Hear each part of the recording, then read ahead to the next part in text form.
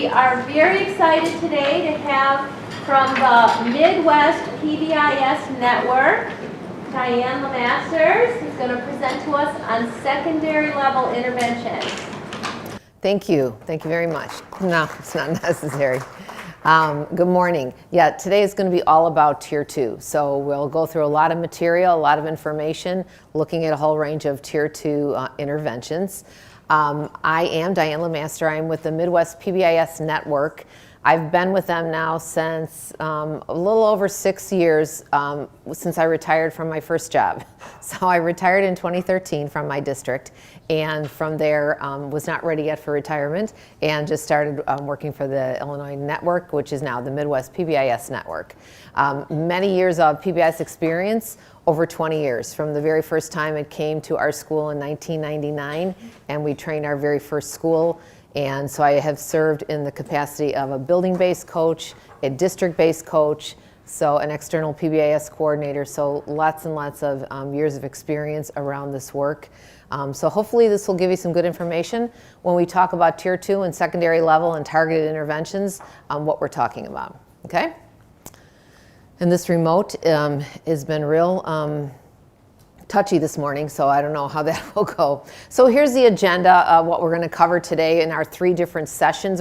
This first session goes till about 10:45, and then we'll take a break until 11. We always want to start out with looking at our Tier 2 systems as well as the Tier 2 team and how students are going to access the Tier 2 interventions. We'll go into a little bit of check-in, check-out. So when you see CICO, a lot of acronyms are in this work, check-in, check-out. Then if we need to modify that, we'll also get a little bit into SAGE groups, social academic instructional groups, or your social skills groups, along with mentoring, and then we'll kind of wrap up the day around PD, professional development, and evaluating Tier 2. Okay, so here's just some of our objectives for the day. We want to assess where we're at right now with Tier 2. We may just be, dipping our toes into the Tier 2 pool. We may really be doing it and having a lot of Tier 2 interventions in place. So who's on our team and looking at our procedures? How are we identifying our students for these interventions? How are they monitored once they're in the intervention? And then what are those decision rules to have them released from the intervention? We're going to look a little bit in comparing our Tier 2 interventions to their critical features, making sure we're addressing all of those, and then again looking at PD and evaluation around Tier 2. Okay. So where are we in the triangle? Oh, this is not going to be good. There we are. If I have to do this all day. So here we are in the triangle. You probably have all seen a PBIS triangle, and we know that Tier 1, all the green on this triangle, if implemented with fidelity, is effective for 80% of our students. Research has shown, years of research, that if what we're doing at Tier 1, being proactive and preventive, will be effective for about 80% of our students. We also know that we'll have anywhere between 5 and 15% of our students that will need some sort of additional intervention. They need Tier 2 supports. They need something more than what we're providing at Tier 1. So that can be anything from check-in, check-out to a social skills group to a modifying check-in, check-out. We may have a mentoring program. We may be doing some FBA BIPs. When we get to the point where we're starting to do an individual behavior support plan, we're kind of up here in this orangey area. We're not quite in Tier 3 yet, but we're pretty close because now we're individualizing and doing an individual plan. And then we also know that anywhere between 1 to 5% of our students will be in need of some type of a higher level Tier 3 support.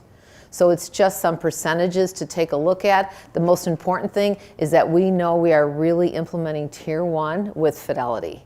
So I'll go in and I'll work with a lot of schools, and I will hear that they feel like they have a really high percentage of students needing Tier 2 and Tier 3 interventions, and at that point I just say we need to take a step back. What's happening at Tier 1? So if you've got a solid Tier 1, then you're good to go for your Tier 2 interventions, but you really need to make sure you've got Tier 1 being implemented with fidelity, because that's going to address the needs of about 80% of your students.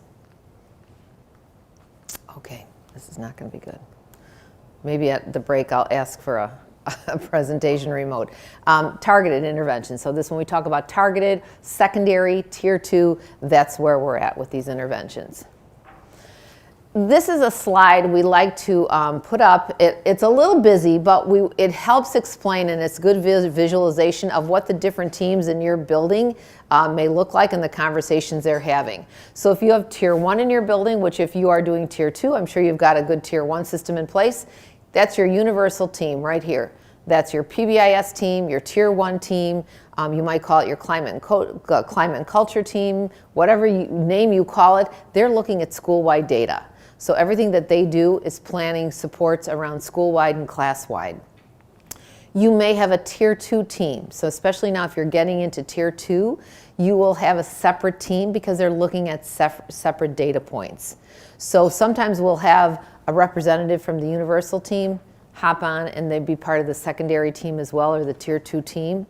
But this is a different team because we're just looking at different data sets, and we're looking at our different Tier 2 interventions and how are we doing with those interventions? Are our students responding to them? So they're looking at process data. So here we have this team that's looking at the number of students that we have in check and check out and how many are responding. So if we have 30 students in check and check out this month and 28 are responding, that's great. We know that we have that intervention set up for success for our students. If we see that we have 30 students in check and check out and only 5 are responding, it's not the students. We need to go back and look at our system. Something is failing in our check and check out system that many students are not responding. So they look at that process data. How many students in modified check and check out? How many are responding? How many students in social academic instructional groups? Do we have 2 or 3 different groups going on in our school? How many students are in each of those groups and how are they responding? So this team is looking at all of this process data to determine overall intervention effectiveness. You may also have a problem-solving team, a standing-based team. This is the team that now is going to write those individual behavior plans. So this is a team that meets maybe every 2 weeks, maybe once a month, and they are a standing team made up of maybe your clinicians, your social worker, your psychologist, people with behavioral expertise, and now we need to go ahead and do that individual behavior support plan for the student. So this is that standing team that will help write those plans and help with implementation. And if you're in Tier 3, you may have a tertiary team or a Tier 3 team that is now looking at the number of students in higher level Tier 3 interventions. This would be if they have any complex FBA, lots of behaviors happening in many locations around the school, and students that maybe have a wraparound plan. At the high school, it's called Renew. So these are highly individualized intensive interventions. These teams are unique to each student. So they're not the same team for each student. They're developing their own child and family team. So I work with some schools that maybe will combine Tier 2 and Tier 3. So they'll do a Tier 2/3 team, and then they are looking at all the different interventions and how the students are responding. Some completely sorted out. If you are new to Tier 2, you may be just right here. We might be just implementing check and check out. You still would have a Tier 2 team that's looking at that check and check out data. So it's just a way to visualize the different teams that could be meeting in your school and the conversations they're having when those teams meet. Oh, I keep doing this. Okay, another way to look at it, just in a different visualization, is you'll see at the top we have all our general education and special education students. So we're implementing Tier 1 for all students. That's our prevention. That is our school-wide proactive system. That's in the school. We're respectful, responsible, safe. We teach those to our students. We reinforce those for our students. We have a discipline system. We've got all of those Tier 1 components. We're implementing those. Then we move to check and check out. Our very first level of intervention at a Tier 2, very low level. This is a group intervention. Students in check and check out are basically receiving what we're doing at Tier 1, just at higher dosages. So I may have a student in my class, Brian, who's great with, every once in a while I might say, hey Brian, thanks so much, you were on time, you had materials out, way to show responsibility. And here's a bulldog buck. And Brian's good with that. He's good with that, that reinforcement that he gets. He was on time, he has materials out, I recognize it, he's good. But I may have another student in my class, Angela, who needs more than that. Data is showing and indicating that tier 1, just that every once in a while recognition and acknowledgement is not enough for her. She needs that at very specific times throughout the day. And so that's what check and check out is. It's just tier 1 at higher dosages. So she's now going to get feedback on how she's doing throughout her day at very specific times at the end of period 1, period 2, period 3, period 4, period 5, period 6. She's getting interaction from her teachers and communication on how that period went.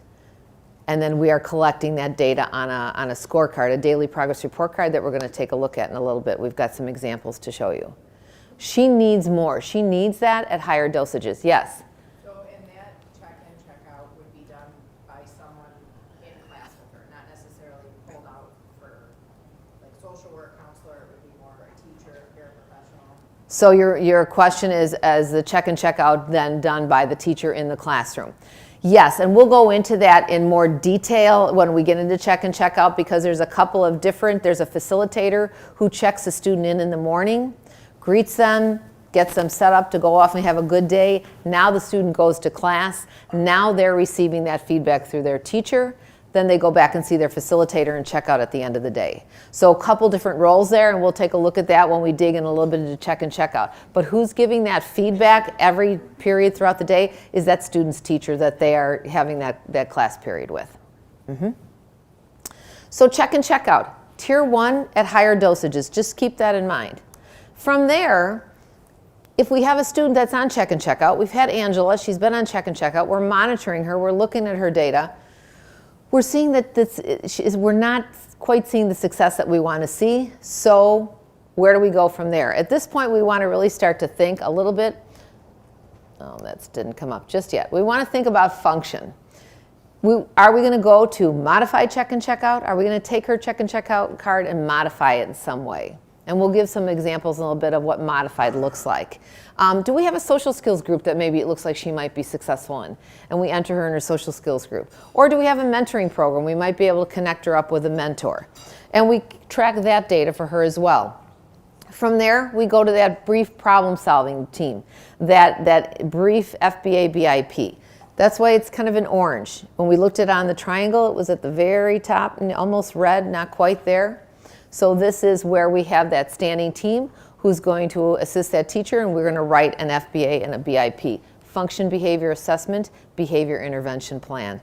Lots of acronyms, so I want to make sure I get all those cleared up. And then finally, Tier 3. Highly individualized, intensive. Tier 3 supports. This is really your person-centered planning. This is your rep and renew plans. But we know when we leave check and check out, we want to start thinking of function. That's going to help us determine where we go next with that student. So it doesn't necessarily mean, well, we tried check and check out, now we'll modify it. You know, looking at the function of the student's behavior is going to help us and guide us to where our next intervention will be. I'm still hoping this will work. Oh, maybe. All right, I'm going to put these up. Always our ultimate goal is social competence and academic achievement. Our outcomes are based around data, systems, and practices. And I like this slide because we do a lot of work, and lately I feel like we've been doing a lot of work with schools that trained a team 12 years ago. And from that team that was trained 12 years ago, there's one person that's left on that team. And so now, this is what's left of their PBIS. Well, we give out these tickets. I don't know, we just give out these tickets and we have parties. And that's what they think is a PBIS. And so we go into the schools and we say, you know, there's a lot of misconceptions around what PBIS is. So it's kind of a reboost for these schools at Tier 1, which I love because it's for all the staff and it really gets everybody back on the same page as to what is this work? What is PBIS? It's not just tickets and ice cream socials. It is data, systems, and practices, and helping them understand that it's the systems that we put in place that we build to help support the adults to do this work, because when we implement, whether it's Tier 1, Tier 2, or Tier 3, the adults are doing this work in the building. So it's the systems we put in place to support our adults. It's the practices we put in place that help support student behavior, and then we look at our data. So PBIS isn't tickets, it isn't ice cream socials, it isn't, celebrations. It's data, it's systems, and it's practices. And so that's really an eye-opener for these schools that have been at it for so long and lost sight of what this work is. Explaining the what, the why we even do this, and then how we do it. And it kind of just gets everybody back on the same page, so I love bringing it back to what is it? It's data, it's systems, and it's practices. So, some common errors when we get and start to jump into the Tier 2 pool and we're ready to, start setting up check and check out and Tier 2 interventions in our school. Some common errors around this. Number one, the staff have not been trained or held accountable for their part in Tier 2. So I hear this a lot from staff that'll say, well, it's not my responsibility to ask that student for that daily progress report card when he comes in. He should just give it to me. I'm not going to ask him. And my response is it absolutely is your responsibility. It absolutely is. The student may be on the intervention, but you as the staff member are implementing the intervention. It is your job to implement the intervention. By that means that set up, I always say set up some system in your classroom so the student knows, so you know exactly what's the procedure for a student that comes in with a daily progress report card. Do they come in with it? Is he going to put it on the corner of his desk? Will it go on a clipboard by the door? Will it go up here on the podium that I'm at? What's the system in this room? What's the procedure for students that are on a daily progress report card that bring in a card? Set up that system for both of you to remember. But it is the teacher whose responsibility it is to implement that intervention for the student, to give that corrective feedback, those behaviors praise statements, and then let's record that data on their daily progress report card. So that training is huge.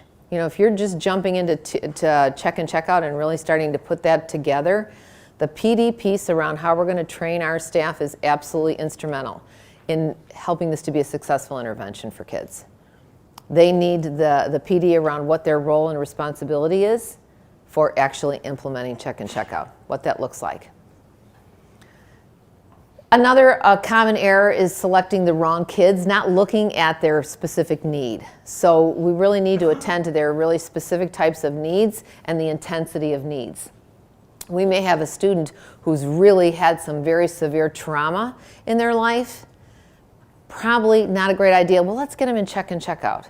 They need something higher level than that. So we need to pay attention to the needs of the students to match them with the correct intervention. And in the same respect, we don't need to individualize for every student either. If they're going into check and check out, every student carries that same daily progress report card. Here it is, and it says respectful, responsible, safe, period, 1, 2, 3, 4, 5, 6. And that's the card they carry throughout their day. Everyone in that intervention in check and check out has the same card. We don't want to get to that point where we're making it separate for Brian, separate for Angela, separate for this person. Now you've got all different cards all over the place. You've jumped way up the triangle. Let's keep this low level.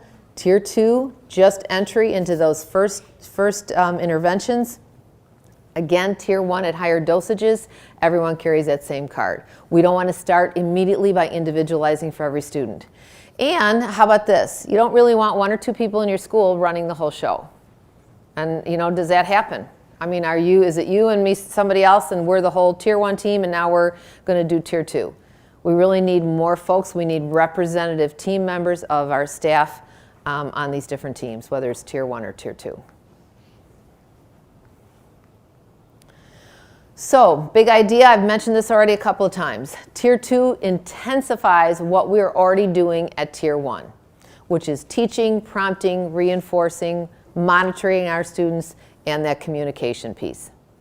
So, if I very easily can say to my students, like I said to Brian earlier, hey Brian, you were on time, your materials were out, way to show responsibility.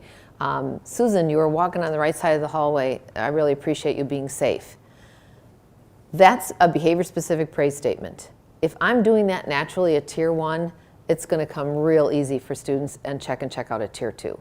I'm just going to say those type of statements to them after each individual period. So if it's happening easily and naturally at Tier 1, Tier 2 is going to be no big deal. And especially if you hear teachers going, well, this is one more thing I have to do. It's really not. It's what you're doing already at Tier 1. We just need to give that kind of communication and feedback to students regularly throughout the day. So that, again, I have to go back and say, where are we at with Tier 1? Are teachers at Tier 1 universally using good behavior specific praise statements?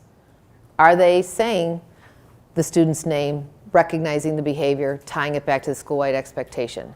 And we'll go into those a little bit more in this presentation, and we're even going to practice those a little bit, because you know what, you really do need to practice those. It doesn't come naturally and easily. What comes natural? Good job. Way to go. That's quick, and we move on. But the student doesn't know what the good job is for. Why am I being recognized for a good job? We want the student to specifically know. So we'll look at, in more detail, behavior-specific praise statements, as well as how to deliver an error correction statement to a student who's engaging in inappropriate behavior. So we'll take a look at that as well. But again, Tier 2 is what you're already doing at Tier 1, just at higher dosages. Okay. So our teams and teachers are critical for this to all work and for this to be successful. And this is a very common misperception, that these strategies we put in place are going to fix our students, and that the classroom teacher doesn't really have to participate so much because somebody else is going to do it. So I send this student to a social skills group, so the social worker does that group. She takes care of that. So I don't have to take care of that. And it's really so important to stress that these interventions require a high level of involvement from all staff. That teacher in the classroom who's going to give that feedback to students on check-in, check-out. When the student comes back from a social skills group, chances are he's going to have a daily progress report card too, but on his card, it's going to have the skills that they're working on in the group. So now as his teacher, I'm going to give him feedback on how he's doing throughout the day with the specific skills that they were working on in social skills group. We need a means to track that data to see if in fact those skills are being carried over to the rest of his day. So it is important that it's everyone's involvement. It's not just the days of when the counselor finally comes in the building or the social worker and is like, oh, here, you got to see these 5 kids. So here they are. You better see them. Got to take care of them. We're getting away from those days of the social worker waving the magic wand and everything is good again. It takes involvement from all of us. Okay, so a little bit about our Tier 2 team. Do we have Tier 2 teams already established in here? You guys doing Tier 2? Tier 2? Okay, good deal. So you can kind of reflect on your team and what does that look like. And then if you're starting out brand new, who needs to be on this team? So you've got a team leader or a Tier 2 coach. So again, this is going to be a Tier 2 team leader or a Tier 2 coach. I work with lots of schools that have co-coaches. They share the responsibilities and the duties, which works. Now, depending on what interventions you have in place, if we're doing check-in, check-out, we may have an intervention coordinator. We may have a check-in, check-out coordinator. So you've got somebody who's coordinating check-in, check-out. And then in that, who's collecting the data and who's communicating what's happening back to the team leader. If you're doing a social academic instructional group, is someone coordinating those efforts? If you are doing any kind of mentoring, if you have a mentoring program, you have some community folks coming in and doing mentoring, who's coordinating the mentors? FBA, BIP, do we have that problem-solving team? Do we have that standing team that writes those individual plans for students? So some ideas of who would be on that team. Well, the person who's coordinating check-in, check-out, the person who's coordinating social skills groups, the person who's coordinating mentoring, and maybe the person who is sitting on and coordinating that FBA BIP team. Coordinators, kind of leading the charge in the building for check-in, check-out. We may also, as some of these folks, they will take the role of an action plan recorder, somebody who's going to record the meeting minutes, someone who'd be a timekeeper. Some schools also have a family, student or community representative. But those are the folks that would sit on that team with the team leader. Those folks that are going to coordinate those particular interventions. So if we're doing check-in, check-out, and I'm the check-in, check-out coordinator in my school, I have 2 ladies right here, and they are my check-in, check-out facilitators. So they each facilitate this intervention. They're implementing it, I'm coordinating it. So they're my facilitators. She's got 10 kids, she's got 10 kids. Her 10 kids come in every morning and check in with her. She gives them their daily progress report card. Off the day they go. She's got her 10 kids. So I check in with my facilitators to see, hey, how are your kids doing? How are they responding? Let's look at the data. I bring that information to the team. They don't need to be at the Tier 2 team meeting. They're facilitating the intervention. They are my check and check out facilitators. They're giving me that information. I'm the coordinator. I will go to the team meeting, share that information with the team leader. Does that make sense? Okay. So who can fill these roles? Let's get all these up here. You've got gen ed teachers, special ed teachers, paraprofessionals. I've seen lots of schools using paraprofessionals as a check and check out facilitator. A librarian, check and check out facilitator. She says, I'm here every morning. I'm in the library. The kids know where to find me. It's perfect. I can see some students and serve as a check and check out facilitator. So you've got a lot of different folks in your building that could potentially serve in those roles. Anybody that's maybe an admin or a volunteer, you may have a mental health agency partner that comes into the school that could also serve in some of these roles. So it's just some ideas of who could serve in these roles. And then, of course, there's your social worker and your psychologist. So again, just a little bit further explanation of coordinator versus facilitator. Coordinator oversees the interventions. So if I'm the coordinator of check and check out, I'm overseeing check and check out. Or if I'm the coordinator for the social skills groups, we have 3 of them going on in our school. So I have 3 folks here that are each teaching a social skills group, but I coordinate all that. So I help them make sure they have everything they need, everything's running smoothly, get that data from them. Versus the facilitator who's actually providing the intervention. They're checking in and out kids. They're each doing a social skills group. They're actually implementing the intervention. I'm coordinating those efforts and helping them. So there's just an example of some roles as a coordinator versus a facilitator. So again, if you've got a Tier 2 group, you've got Tier 2 interventions going on, how does this compare? And think about what you have happening in your schools compared with this. This is just a snapshot, and this actually is on our website if you're interested in this at all. It's a Tier 2 team meeting minutes. It's a template. It's a meeting minute form. It's from the team initiated problem solving or TIPS. Anybody hear of TIPS? Team initiated problem solving. It's a problem solving model and process. And it is, we train that for Tier 1. So when the teams meet, now what? So it's really the model and the process for what do teams do when they meet. What data do they look at? What do they do with that data? How do they use it for action planning? So we train that for our Tier 1 teams, so they're making the most out of their team meeting minute time. And then we also have that for Tier 2, and this is just a snapshot. You can take a look at it if you're interested. It's just a downloadable template. You can type in, it expands, but the most important thing is your Tier 2 team meeting regularly? Do you have an agenda? Are you keeping notes? Do you have assigned roles? So does everybody on your Tier 2 team know when you meet? Do you know where you meet? What time? Is it the first Tuesday of every month at 3 o'clock in this room? Who's going to keep the notes? What are we going to keep them on? Are we just jotting stuff on paper, or am I pulling up a template such as this to be able to record what's happening at Tier 2? Are we developing some action plan around our data? And this is the same for Tier 1 as it is for Tier 2.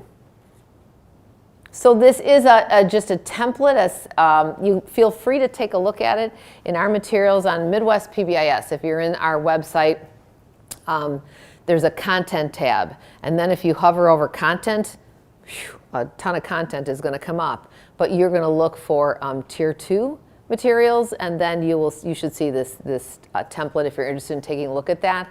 You just need some means to be able to track your data. So that's just an example of that from TIPS.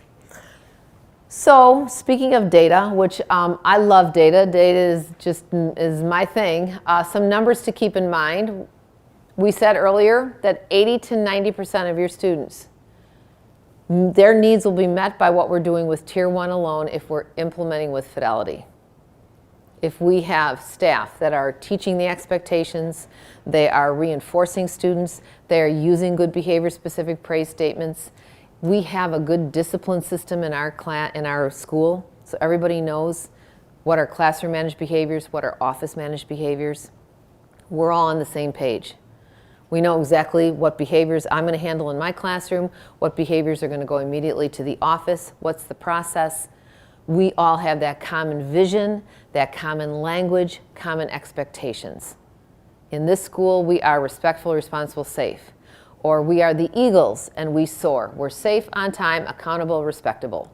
Everybody knows it, the kids, the staff, everybody, no matter where they go in the school, it's the Eagles. Teachers are reinforcing students, giving out eagle feathers. It's just all of those tier 1 components. If we implement that with fidelity and everybody's doing that, that's going to work for 80 to 90% of our kids. That's a lot of our student body that their needs will be met with just what we're doing with tier 1. But we also know that for tier 2, we've got that population of about 5 to 15% that will need something more. That's just not enough. They need something more.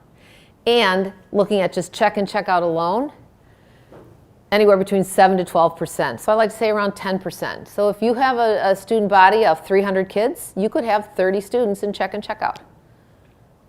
So if you had 3 facilitators, they're each checking in and out 10 kids, you've got a good check and check out system built and going for kids.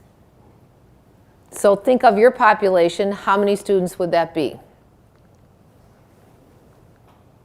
And then we know 1 to 5, tier 3. Highly individualized, highly intensive. At the elementary level, it's wraparound. Have anybody heard of wraparound at tier 3? Putting that child and family team together. These are our students that are at risk for outplacement of their school, in their home and community. They've got lots of issues in all domains of their life. So we want to do everything we can to help keep them in their home, keep them in their community, keep them in their school. So a child and family team is developed with a wraparound facilitator who is trained to meet the needs of that child as well as the family. And it's all about family, voice, and choice. It's pretty powerful to see that all working and what a difference it makes for the families and for the kiddos and keeps them in their school. At the high school level, it's called Renew. Same type of a process, but they do a mapping process where they literally put maps around the room and start to get these high school students to say, what are your dreams? What are your goals? And for some kids, it's like, I want to get my driver's license, or I want to graduate, or I need to pass that math class. Okay, so what's blocking you from that? Let's recognize what your obstacles are. Who are the people in your life who can help you achieve your dreams? And who are the people that should be on those outer circles that maybe aren't such a good influence? And now let's like a path and an action plan for achieving those dreams. It's so powerful to see that with high school kids that really felt like they have lost their way. And they're supposed to be a junior and they're still at freshman credits, and how this type of a tier 3 intervention can really turn them around. So they're intensive, they're a lot of work, they're a lot of time involved, but would support about 1 to 5% of your students. So that's why it's so important that we have such a strong tier 1 and a good, strong tier 2. So those students who truly need that support, we know we can identify them pretty quickly and easily, and we can handle that 1 to 5% of students who need those intensive interventions. So why do we want 10% of our students on check and check out? Well, in the past, those would be the students who wouldn't have gotten anything until things got worse. These are the kids would have just left, but now we don't have anything else in place, and suddenly we're talking about we need to do an individual plan on this kiddo because we had nothing else going on lower level. These kids here just need that extra boost of support. They need that every single class period. They need that extra dosage of tier 1. Also, we know that teachers should expect that they have students that are going to come into their classroom every single day that are going to need a higher rate of positive contact. They're going to need more than just every once in a while. They're going to need it very specifically from you. And it's a lot quicker and easier to support these students at low level tier 2 than wait until they get bad enough they need tier 3. Wait until things get so intense that we have to start to look at tier 3 interventions. We can catch a lot of kids at low level tier 2 interventions. That's why we say 10% of your population.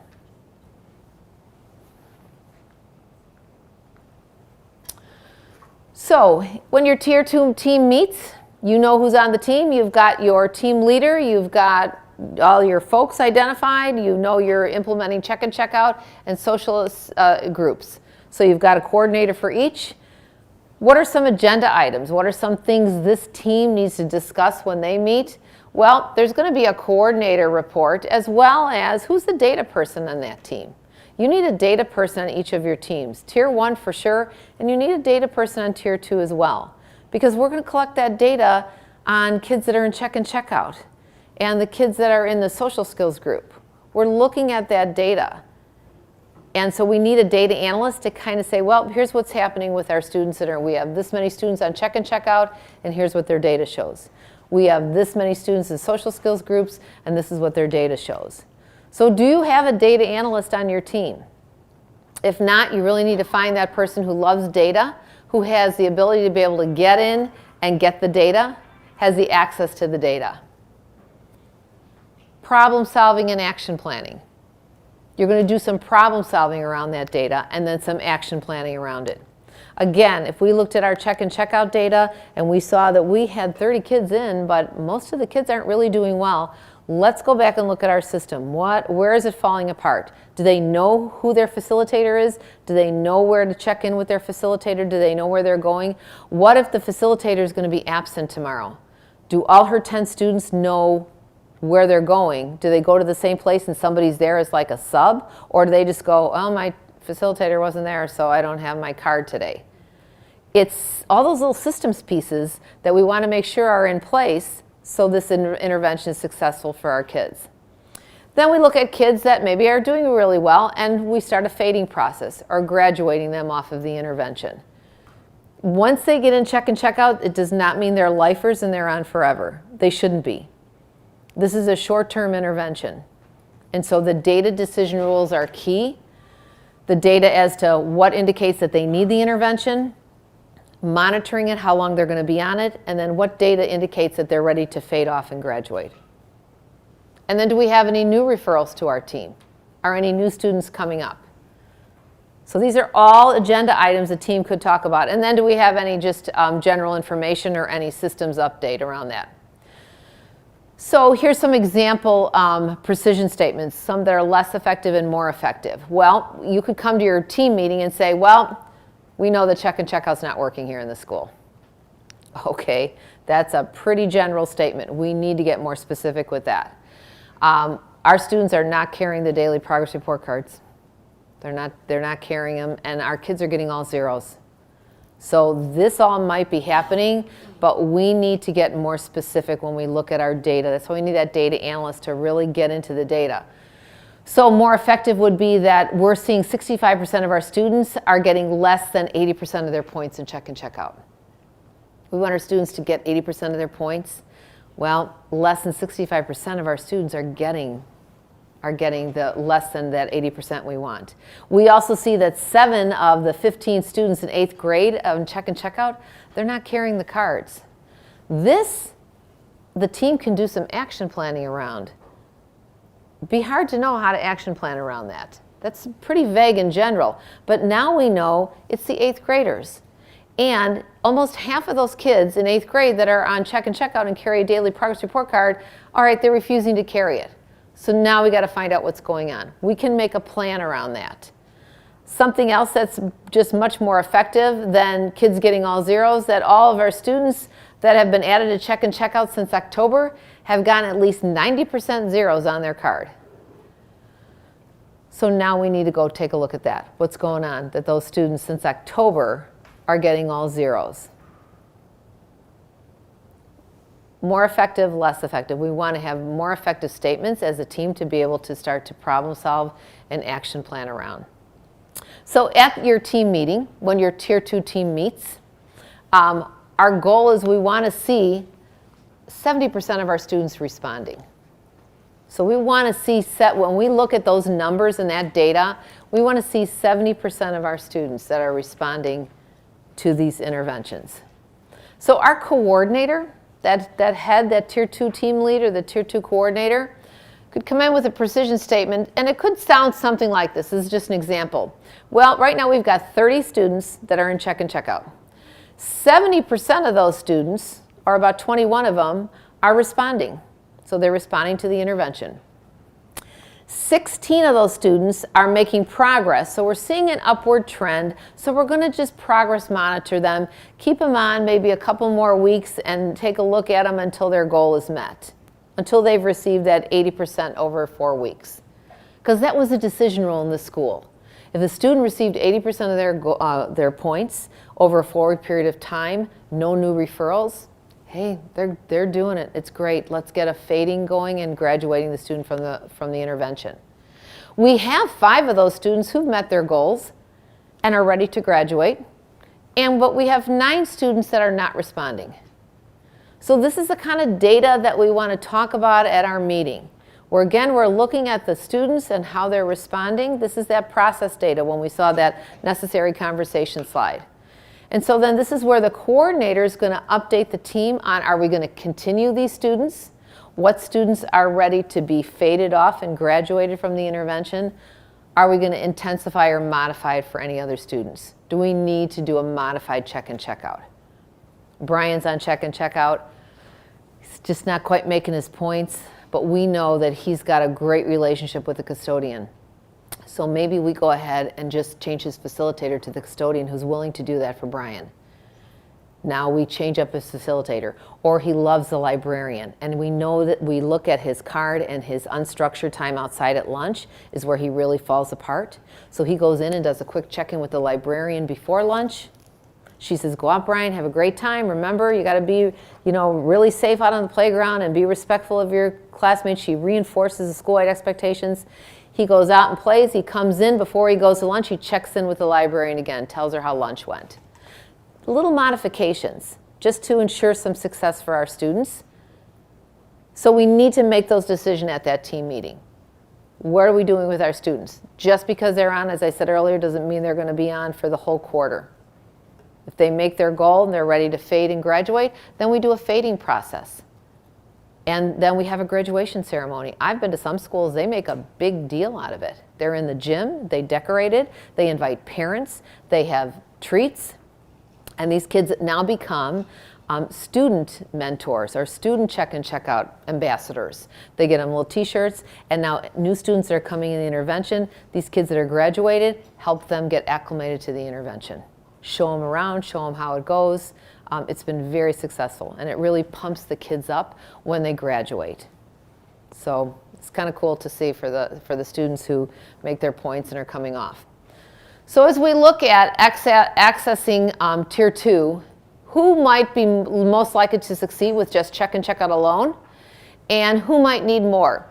Check and check out alone is great for these students with very low-level, minor, ongoing problem behaviors. They're not major referrals. You might have 2 to 5 office referrals in a certain period of time. We're seeing their behavior kind of occurring all over different multiple locations of the schools. Some examples, talking out, minor disruption. Just those low-level, ongoing kind of chronic minor problem behaviors. Check and check out, perfect for those kiddos, perfect. Get them that extra dose of positives that they need throughout the day to keep them on track. But look at check and check out plus more. These are students with more serious or violent behaviors or infractions, extreme chronic behavior. So now we're talking students that have hit 6, 8, 10 office referrals, and the students that require more individualized support. So I mentioned earlier that student affected by trauma, or a student that we know is probably going to need at risk of being, taken from his home. We can get in there and do a wraparound plan for that student and family. That's what they need at that moment. Check and check out would not be effective for those students. So just a guide for what students and what data will we look at to get a student into check and check out alone. Also consider, and I work with a lot of schools who do this, some other data points to get a student into check and check out. How about students that are new to your school?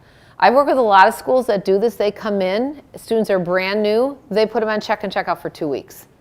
They carry a daily progress report card, they go around the school, they get to know the school and the teachers, they get that good extra dose of positives throughout their day, gets them really acclimated and welcome to the school. It's not a long-term thing, it's just a couple of weeks.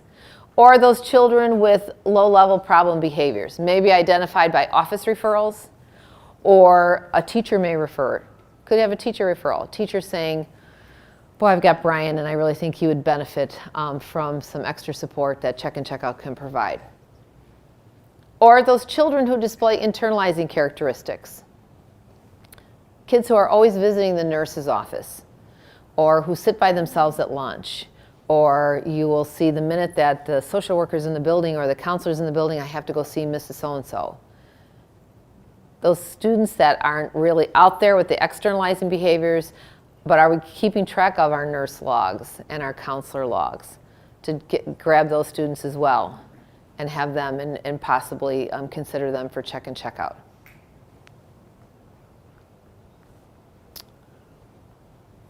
So, some things to think about as we talk about setting up our data for entrance into Check and Checkout. Some things to consider.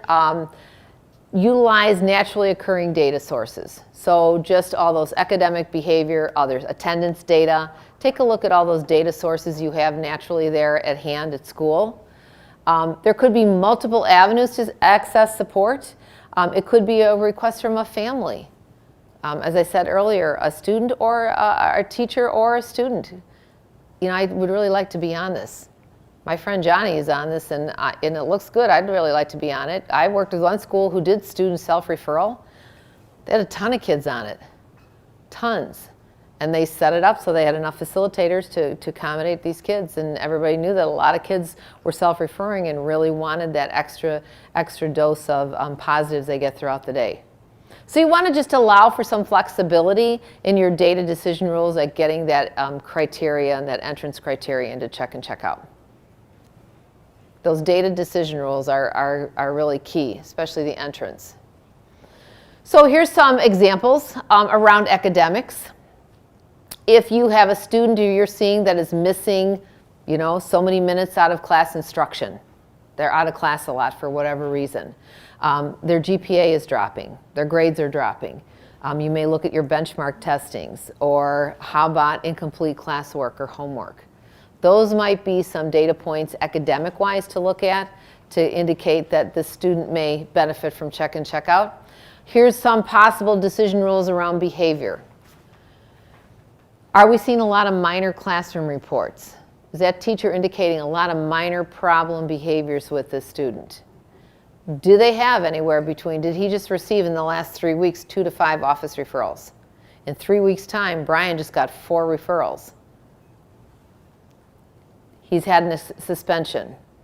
How many minutes are they missing out of instruction? How about absences? Do they have a lot of unexcused absences? And again, looking at tardies, incomplete work. So there's various data sources you can tap into to help you, excuse me, grab the students you need to get them into the intervention. Here's some other decision rules. Could be an open referral from an administrator, a teacher, and again, looking at this internalizing behavior. Anytime students out of the room, frequent visits to the clinic, to the counselor, I want to go down and see the principal.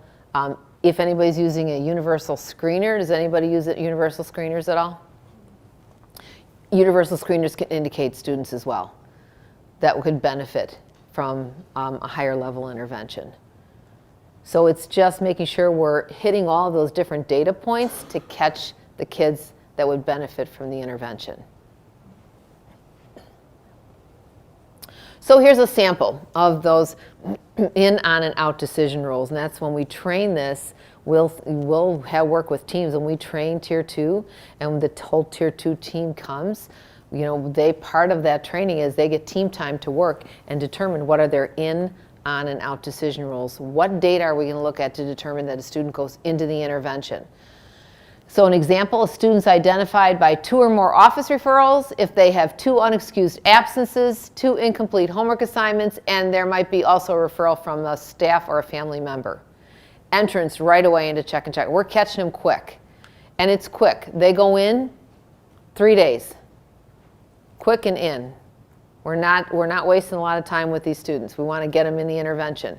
Now they're in it, okay? They have their facilitator. They know who their facilitator is. They have their daily progress report card. They're going throughout their day, getting their feedback. So we want to progress monitor them. So that's the on part of the decision rule. So we're going to collect this data daily. So they carry a daily progress report card. We're collecting this data daily. We're putting it into a system where we can easily get that out and take a look and see how that student is doing. We're going to collect that every 4 to 6 weeks, kind of aggregate that data and determine, okay, the student's been on for 6 weeks. How are they doing? Are they ready to graduate? Have they met 80% of their goals for 4 weeks and are ready to graduate? Do they need something more? Do we need to continue them? And so that's where we start to determine the exiting or transitioning out. If that student received 80% of those daily progress report card points for 4 weeks and they have no new office referrals, there's not an attendance issue, there's not a homework concern, we could consider transitioning them and having them fade the intervention, eventually graduate, and then become a student mentor. Become a check and check out student mentor or check and check out student ambassador. So in, on, and out. What gets a student in? How long are we going to progress monitor? What data are we going to look at? And then what's our procedure for fading, graduating a student from the intervention? This is just a request for assistance. This is, again, I believe, in the materials on our website. It's just simple and quick and easy for a teacher to fill out if they're going to request assistance for a student. So I may have Brian, and he's in 3rd grade, and here's my name, and then I am the teacher, and then here's my concern for Brian. I've got some behavior concerns. This can go to the Tier 2 team.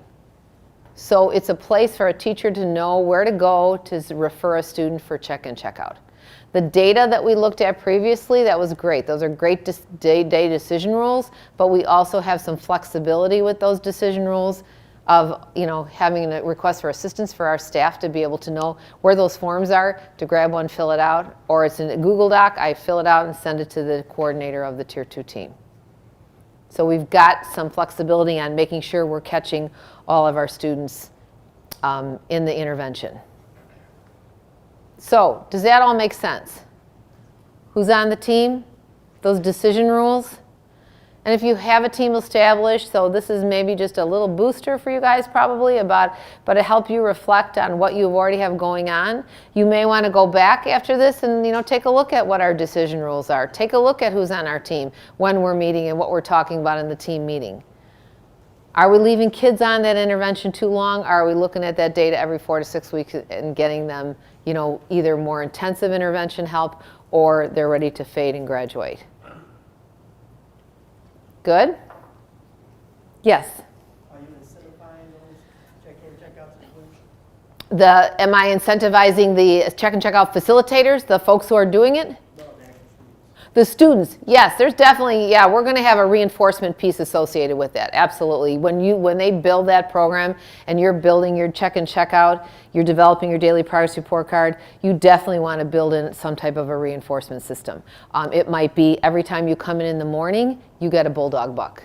You come in and check out at the end of the day, you get a bulldog buck.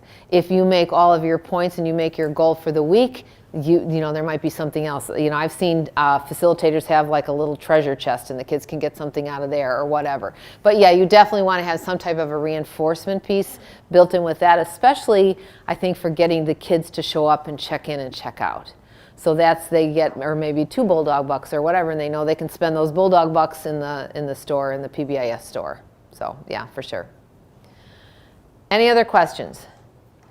Okay, we'll do a little on check and check out before we get to a break in about 15 minutes. So, a little more on check and check out. The card is not the intervention. So this daily progress report card, this is not the intervention. What's the intervention? The interaction between the student, come on, and the adult. So it's the positive adult interactions. It's that constructive feedback. It's the behavior-specific praise statements to the student when they got all their points. And boy, this was a great math class today, Brian. You were respectful. You worked well with your partner. You were safe. All your materials stayed at your desk. You were responsible. You were on time. Way to go. 2, 2, 2. You got all your points. As well as corrective feedback when we need to give an error correction. Because Brian, respectful, responsible, we're good. You were respectful. You worked well with your partner today. You were responsible. You were on time, had materials. But I did see a pencil go flying across the room. So now we need to have a conversation around that and why that's not being safe and what you can do differently tomorrow to earn your points for being safe. So that's that corrective feedback. It must build on what's already in place. So if we're doing behavior-specific praise statements at Tier 1, if we're doing error correction statements at Tier 1, Brian is used to that. He knows it. He has them at Tier 1. He's been told at Tier 1 that he was responsible, on time, had his materials out, way to go. He's been given error correction for some inappropriate behavior at Tier 1. It's not anything new and different to the students or to the adults who are delivering that. That's the intervention. This card is data collection. That's all this is. This is data collection so we know if this intervention is successful for the student.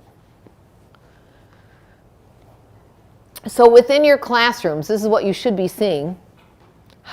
Best practices of high rates of behavior-specific praise, effective error correction, and students giving as many chances to practice again as necessary. So if you're seeing this again in your classrooms at Tier 1, this doesn't make Tier 2 check and check out anything more. It doesn't make it any, you're putting one, I have to do what now? This is one more thing. I hear that so many times. This is one more thing on my plate. This isn't. This is what you're doing already at Tier 1. You're just giving it to Brian at very specific times throughout the day.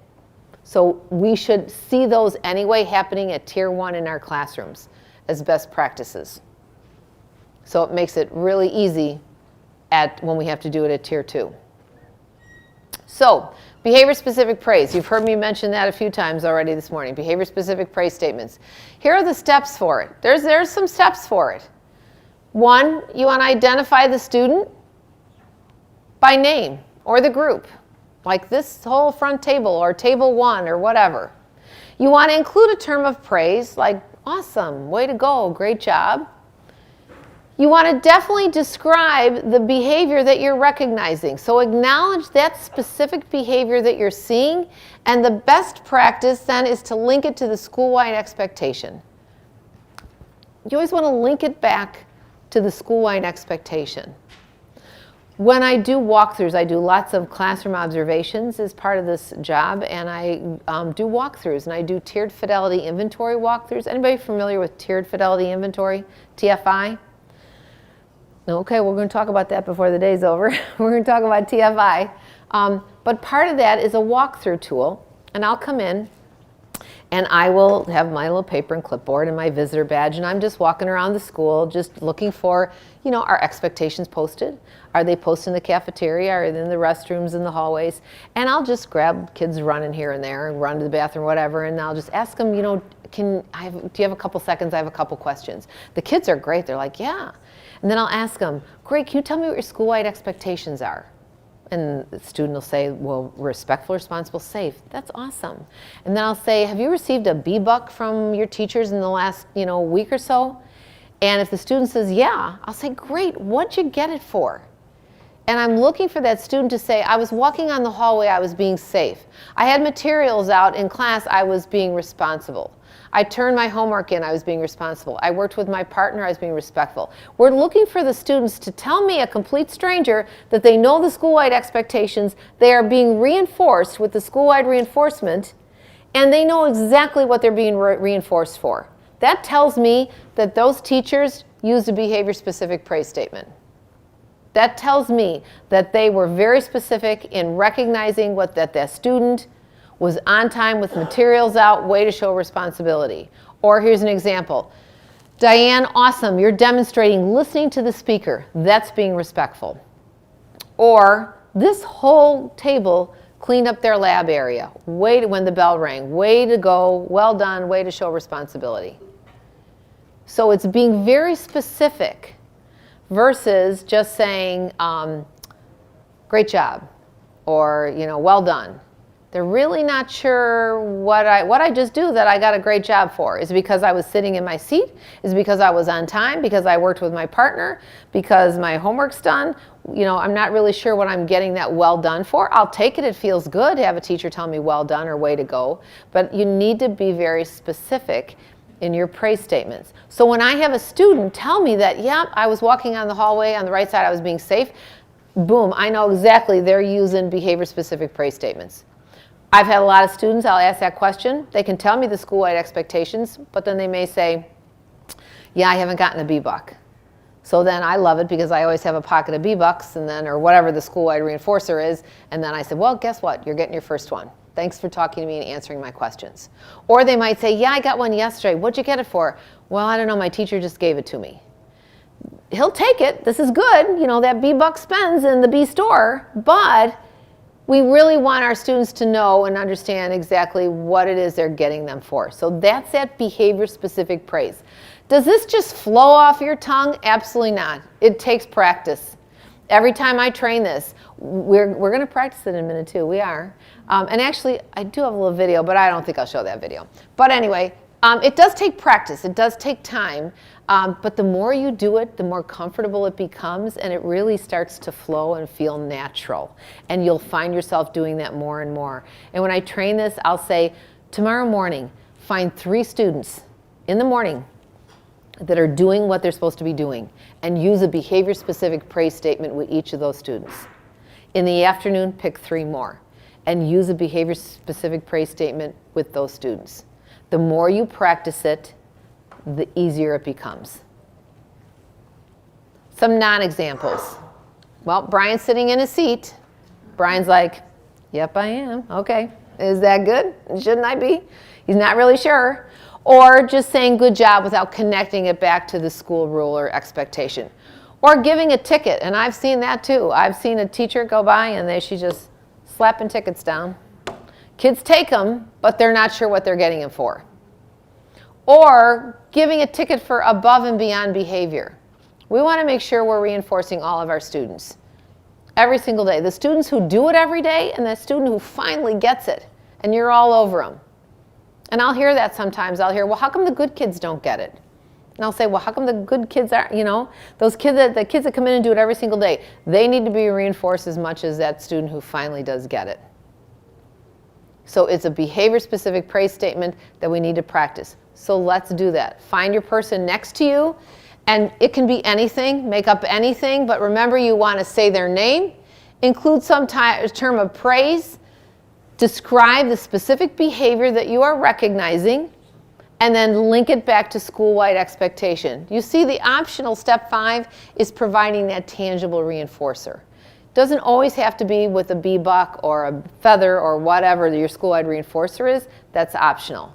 But those steps 1 through 4 are pretty solid. We need to practice those. So with your partner, one partner to the other, and then switch it around and just practice a behavior-specific praise statement with each other. Okay?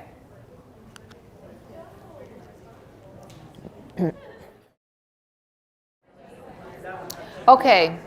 How was that? How'd that feel? Comfortable? A little uncomfortable? I promise you, the more you do that, the easier it becomes. One thing I'll hear I've trained this so many times, is that, well, it's going to... The expectation right now is everybody's respecting and attending to the presenter. Thank you. I'll hear, well, kids are going to think it's disingenuous. They're going to think that it's put on, and I'm just saying that and going through the words. The more you do it, it becomes comfortable. It's easier, it's quicker, it feels very genuine. And the students will pick up on that. But it does take practice from you, and that's why we do build in that practice time. Name the student, way to go, good job.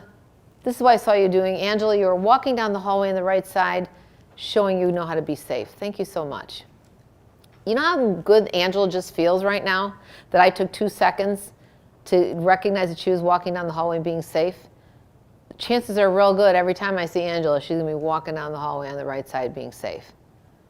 So it's just taking that time to recognize those behaviors and being very specific in that. Okay, oh, we did this. All right, never mind, we did that. All right, so we'll do this, and then we'll, after this one, we're going to take a break. So I think of this as a coin with 2 sides, and one side is the behavior-specific praise that we just did and we just practiced, okay? The other side of that is the steps to an error correction. So there are going to be times when we have to interrupt a student that is engaging in inappropriate behavior, and we need to get them back on track. So we want to make that an instructional moment and use a good error correction. So these are the steps for an error correction. We want to respectfully address the student. Describe the inappropriate behavior. Tell the student what you saw them doing. Then describe the expected behavior. Link it back to the school-wide expectation, and always you want to end with encouragement. So here's an example. Joe, I saw that you were talking to your neighbor during independent work time. The expectation during independent time is to focus in on your own work, which is doing your best. So go ahead and start your work again, and I'll stop by to catch you doing your best. Versus, Joe, what are you doing? Or close your mouth. Big difference, isn't it? I go out in the hallway and I see Angela, and she's just running down the hallway. Angela, she comes back. I saw you running down the hallway. The expectation here in the school for hallways is you walk on the right side. That's being safe. Can you please show me that you can do that?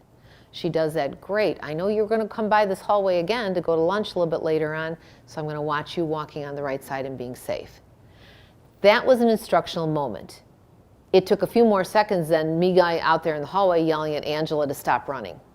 And for that quick second, if I went out there and said, we don't run, or stop running, she's going to stop in that quick moment of time. The minute I come back in, she's off and gone. So I want to take that, interrupt that inappropriate behavior moment, make it an instructional moment. Respectfully address the student, not berate them, not get in their face, not yell at them, not raise my voice. Tell them what they were doing, tell them what they should be doing. You were running down the hallway. The expectation is to walk on the right side. That's being safe. Now I just linked it back to our school-wide expectation of being safe. Show me you can do that. Great job. And always end with encouragement. Make sense? A lot easier and better than yelling. We're all about wanting to change and shape students' behavior. This is the way to do it when we see inappropriate behavior occurring. So now we're going to practice that, and then after this practice, as soon as you are done practicing with your partner on an error correction, I'll put that back up again so you can see it, the steps. Then we'll take a break till 11 o'clock. We've got a break till 11. So practice with your partner just like you did a behavior-specific praise statement. Now they just did something they're not supposed to be doing. So now you can make something up, anything, and use an error correction statement with each other, with your partner. And then we'll take a break.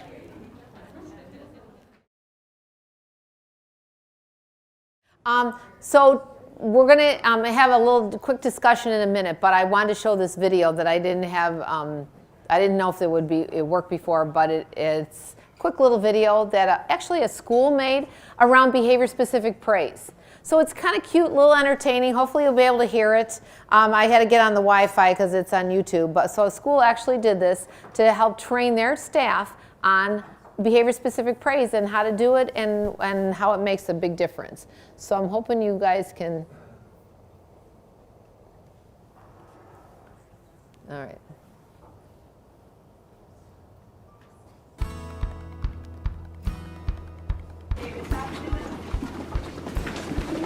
Sorry, great job. Oh, Mr. Newton must like his blue shirt.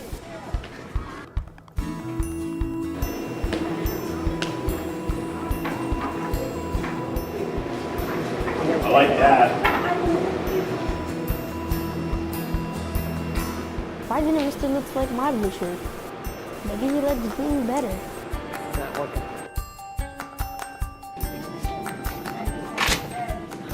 Sorry, I like that.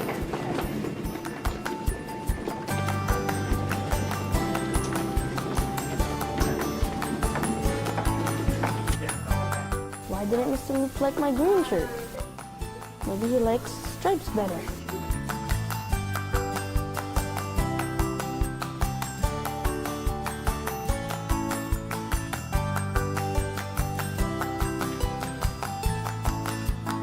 Why hasn't Mr. Lutz said anything to me? I'm wearing his favorite shirt.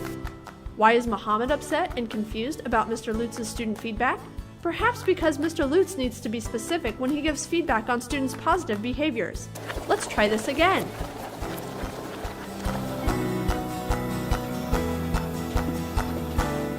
Sorry, it's a great job walking safely in the hallway. Good work.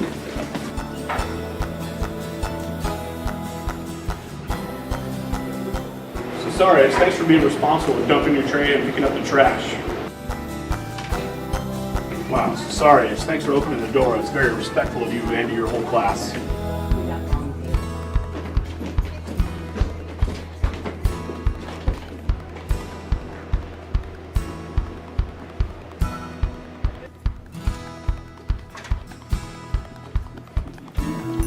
Mohammed, can I borrow you for a second? Yeah.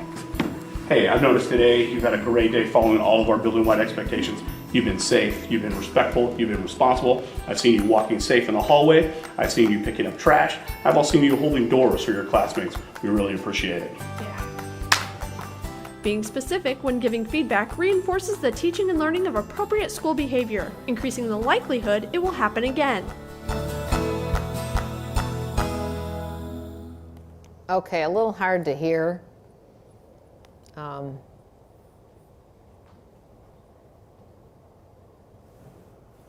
But basically, that student was watching that other student get the praise. He was saying, "Good job! I like that. I like that." And he's like, "Maybe he likes green shirts. Maybe he likes striped shirts," because he wanted to get the praise from his teacher.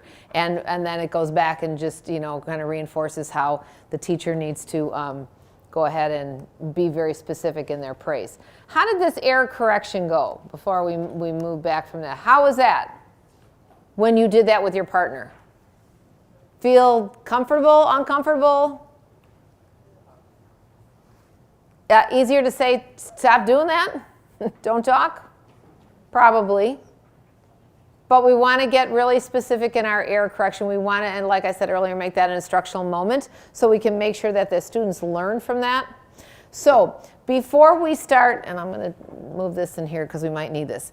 Before we get into our next little section here, and we'll have a little more on check and check out, I know that what I'm presenting is what would look like in a typical public school system, all right, in public school setting. Okay, I didn't know if you still wanted that off. Can you see that screen okay? Okay. It just helps with the videos if it was lower, so I just want to make sure you guys could see it okay. But I know you're in different situations. With your co-op programs, you go into schools, it probably looks a little bit different. So what I'd like to do now is just take a few minutes, and I think we always learn from hearing from each other. How would what I've presented so far this morning work in your situations? Is your situation look different, and how does it look differently? I mean, and we've got this mic that we can share and pass around. So if anybody would love to share, I'd love to hear how that looks differently and what modifications you need to make in your school setting, and even with your students who are a non, you don't want to send them to facilitators that are non-signing if they are signing. So we just wanted to hear how you make those modifications based on what I've presented so far. So one of the things that just struck me, or that we need to do better, is to retrain as we're getting new staff. I think it's been a while since we've done a retraining. So that is a piece that, just a takeaway from this morning. And then because we have a smaller staff, just trying to utilize the staff that we have. So we definitely use our paraprofessionals to help with the check-in, check-out piece of the implementation. And then just trying to rebuild some systems or some teams that we can communicate cross buildings. Mm-hmm. Yep. Thank you. Anybody else? How are things going to be modified and different within your school setting? Well, I work in the Chicago Public Schools, so we're in a cluster program. So Okay. we have a pre-K through 8 deaf program within a regular ed school. And it's not something that the school does school-wide PBIS at the moment, but talking about this makes me wonder if we could do it just in the deaf program. We would need to be trained on it, obviously, but I don't think it's something the whole school would be Right. open to adopting right now. But I think it would be something really great, and to have that continuity from pre-K on up, especially for our kids who struggle with learning the language, and to Right. have all that repetition of responsible, respectful, safe. Like if they learn that in kindergarten and they can carry that up through 8th grade, I think that would be fantastic. for Yeah, our kids. absolutely, I agree. Anybody else on how this would look different, how you would modify check and check out for your kids who sign, how it looks different based on the schools you go into and work?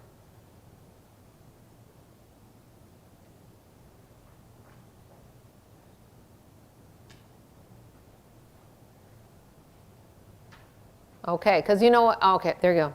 Because what I'm presenting is kind of what it looks like in just a typical public school. I know in your, the students you work with and the schools you work in, it might look differently. So I think what might be really obvious to a bunch of us, but maybe not to you, is some of that pre-teaching of the vocabulary. A lot of our students come to us very language deprived or delayed in their language. So like in the video and some of the other examples, some of these examples might be a little wordy for some of our students. We have to pre-teach that vocabulary, pre-teach those concepts. Also that idea of the students kind of overhearing the staff giving the praise to the other students, that's something that we have to bring a lot more direct attention to in order for that same strategy to be effective for our population. Right, right. And that video was just one that a school made just to help their teachers understand, but totally, it would, you know, would look totally different in your setting. So one of the ways that we've done just to attack that issue of the kids not overhearing or picking up on those things is we'll stop if we see kids in the hallway and explain to them, like, these kids are, so using the other students in the school as a model and then just taking those opportunities. And then also we do something called the Walk of Pride. So if the kids have been meeting the expectations, we put a little lanyard necklace on them and I we love parade it. around the school and they're on the Great. Walk of Pride and they get to go to the librarian and the office staff and they all know when they come in, like, what did you get that for? So just helping the awesome. students use the language then to explain why they got the praise Right. that they got. I love that. That's great. Okay. Anybody else on how this would look differently, how you would modify things that I've presented thus far in your particular setting? Yep, Sherry? I have more of a question that I'd kind of like to pose in general, and that is for the multi-needs kids with low cognitive levels, those who maybe don't even understand first then, what modifications might be available or what modifications are people using? I would love to hear that. Anybody working with those students and what modifications you've done? Oh, we've got Beck here.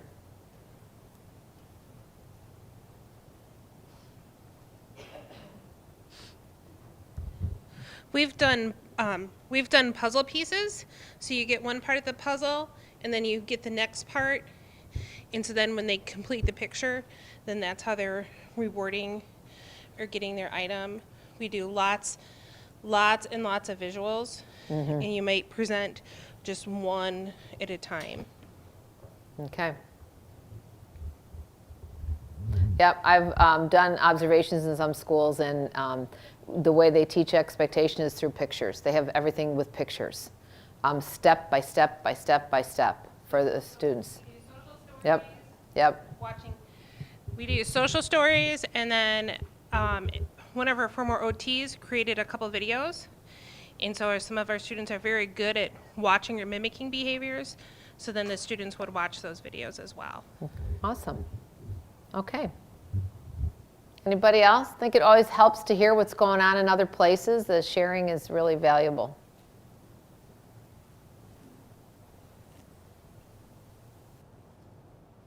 All right, good deal. Okay, so we're going to go on a little bit more on check in, check out. This is kind of what it looks like. This is what that cycle looks like of getting a student in check and check out. They're recommended, whether it's teacher recommendation, whether a family is recommended or asking for that, whether it was data you looked at that determined a student would get into check and check out. We want to implement that. We want to get that student at intervention within about 72 hours. So, morning check-in, they pick up their daily progress report card from their facilitator. They get regular teacher feedback, afternoon checkout, and then parent feedback at the end of the day. So a parent, some type of a homeschool communication, so the parent knows how that student's day went. And then you'll see over here that this is where we talked about that team meeting with the check and checkout coordinator, how they're going to summarize that data from your data analyst to help make decisions based on, will those students continue in this program? Do we need to revise it in any way, or are they ready to exit the program? So this is what it looks like. Here's that daily cycle. When the student comes in, they know exactly who they see, they know who their facilitator is, and that student positively greets the student. Positively is kind of the key word here. When I was back in my district many years ago and we were just getting started with check and check out, we were doing tier 1, was all good, we're ready to move into tier 2. I mean, I was the external coach, the PBIS coordinator for the district. We had 15 schools. And so I literally drove from school to school and met with each principal, explained what check and check out was to kind of get their buy-in first so they understood it, and then said, okay, when we need to select our check and check out facilitators in this school, find those staff members in your building who really like kids. And they kind of laughed, and I said, no, I'm being totally serious. I need a staff member or staff members who really, truly like the students in this school, because you really need that positive person to be that smiling face every morning to greet that student and to be that positive force at the end of the day when they check out. So positively greets the students, not like, yeah, come on in, here you go, here's your card, have a good day. You know, you need somebody who's really going to pump that kid up and have them ready to go off and have a good day. You're going to review those school-wide expectations. Remember, Brian, we're respectful, responsible, and safe. Those are the school-wide expectations. The student picks up their daily progress report card. If necessary, provide any materials, for example, maybe a pencil, or do they need something to be successful? When I was a check and check out facilitator at a middle school, I had like 15 kids that came in and saw me, and we checked in and out. And there was always a girl who never had a pencil. And if I sent her to class, 10 seconds later, she'd be sent out because the teacher said she never had materials. So, you know, you just keep a cup of pencils. Do you need a pencil? Take a pencil. Off you go. I had another student who never ate breakfast and got very hangry. And he would go to class, and then 10 seconds later, he's kicked out of class. So as I was checking in the other students, I had a little fridge in my office. I had an office because I was a special ed department chair. So it was in the corner. He knew to go in there, get some crackers, get a cheese stick. He sat there, had a little something to eat while I was checking in the other kids. Then I would check him in. He'd go off to class and have a successful day. Made such a difference just in those little things of, you know, have something to eat before you go off to the school day. They weren't serving breakfast then. Or if you need a material. So you want to set the kids up for success. And you can see when they come in to check in, you know, if they're ready to have a good day or not.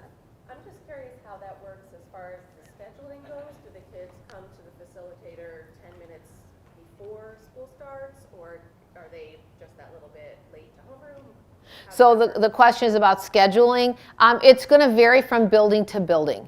So a lot of times if the kids come in and they've got a little bit of time in the morning in advisory or whatever, they'll go and see their facilitator then, or they just come in first thing, they'll go see their facilitator and then go to their class. The teacher knows they're in check and check out, they're a couple minutes late. You know, they're not marked tardy. At the end of the day, the same thing. Teachers know that they need to go check out, especially if they're bus riders. We want to make sure they catch their bus, so they let them out a few minutes early. But each school kind of works that out best on what happens with their schedule and how that's going to work with their particular, you know, how their day rolls. So the students pick up their progress report card. They have materials. If they bring the form from the previous day signed by a parent, great.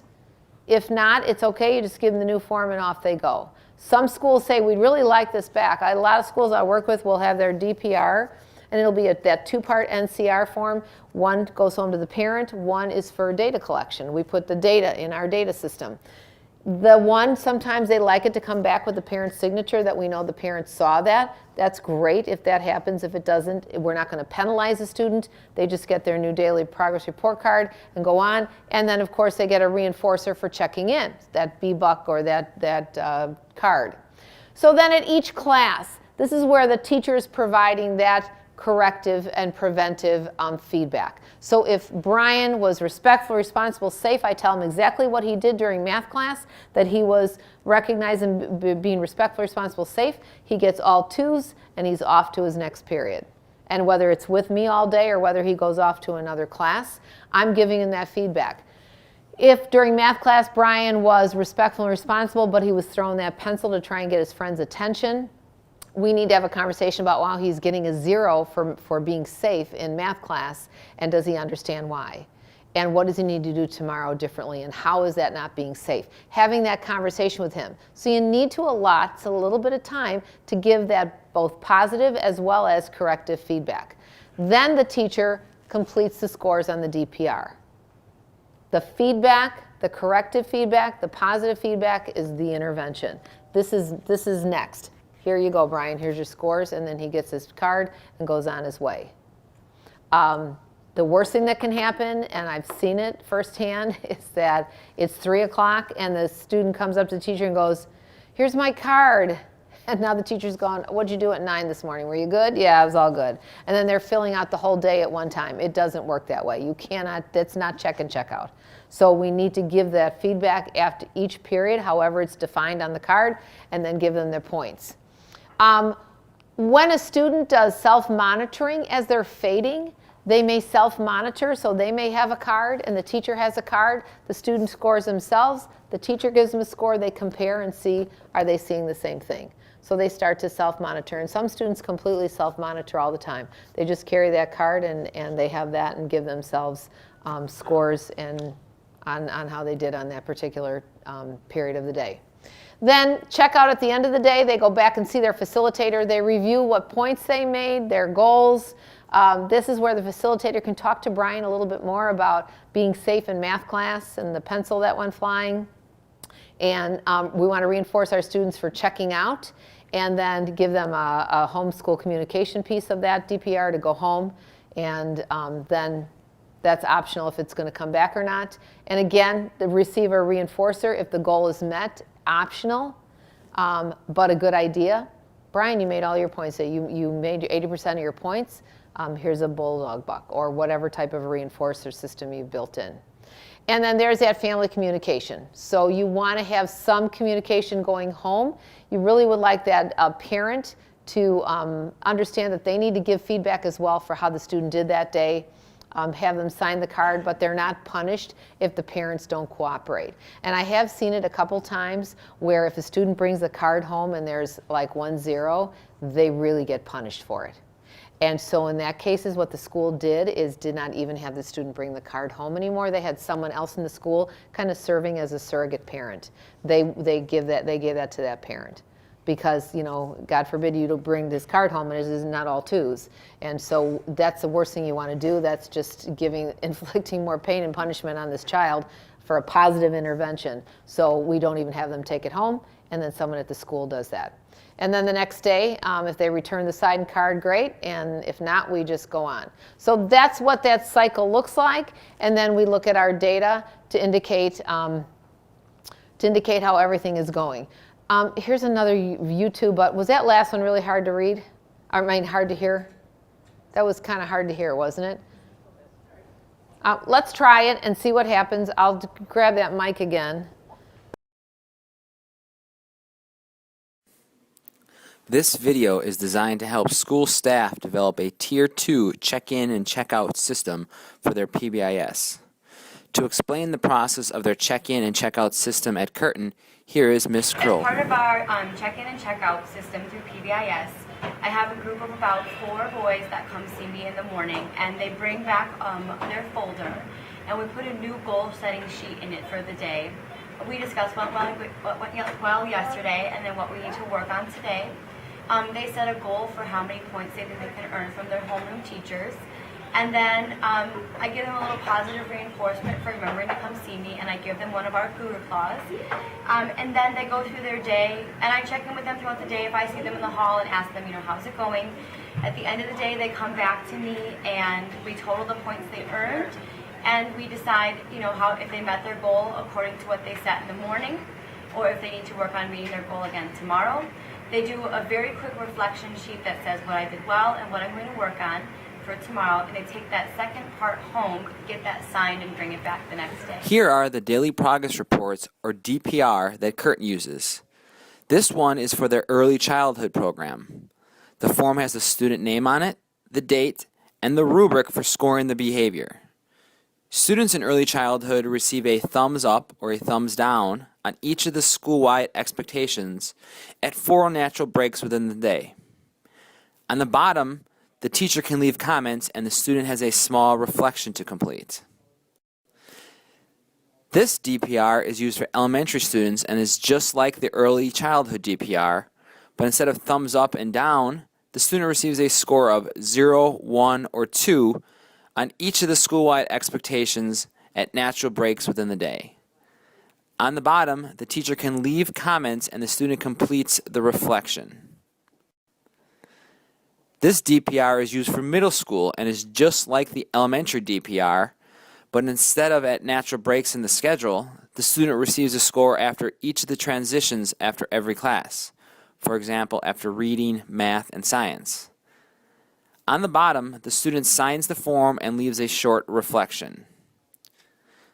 There are example forms available on the PBIS page of the MPS portal in the folder called Tier 2.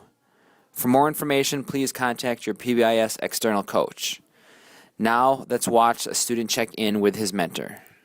Armando, did you bring your chart back? Yes, I did. Thank you. And Dad signed it? What did he say about you meeting your goal? He said that he's very proud of me. You should be. Are you proud? Should be. I'm going to put it away. Okay, so today's Thursday, and you do have a specialist. So you have 56 total points that you can get today. Okay. How many points do you think would be reasonable to earn? 45. 42? We can go for 42. I think we had 38 yesterday, so that's pretty close. Okay, what class do you think you need to focus on the most today? Social studies. Social studies. Okay, I'm just going to put a little, so you know we're focusing on social studies. Okay, do you have any questions? Here, let me give you a call. Thanks for being responsible and coming down.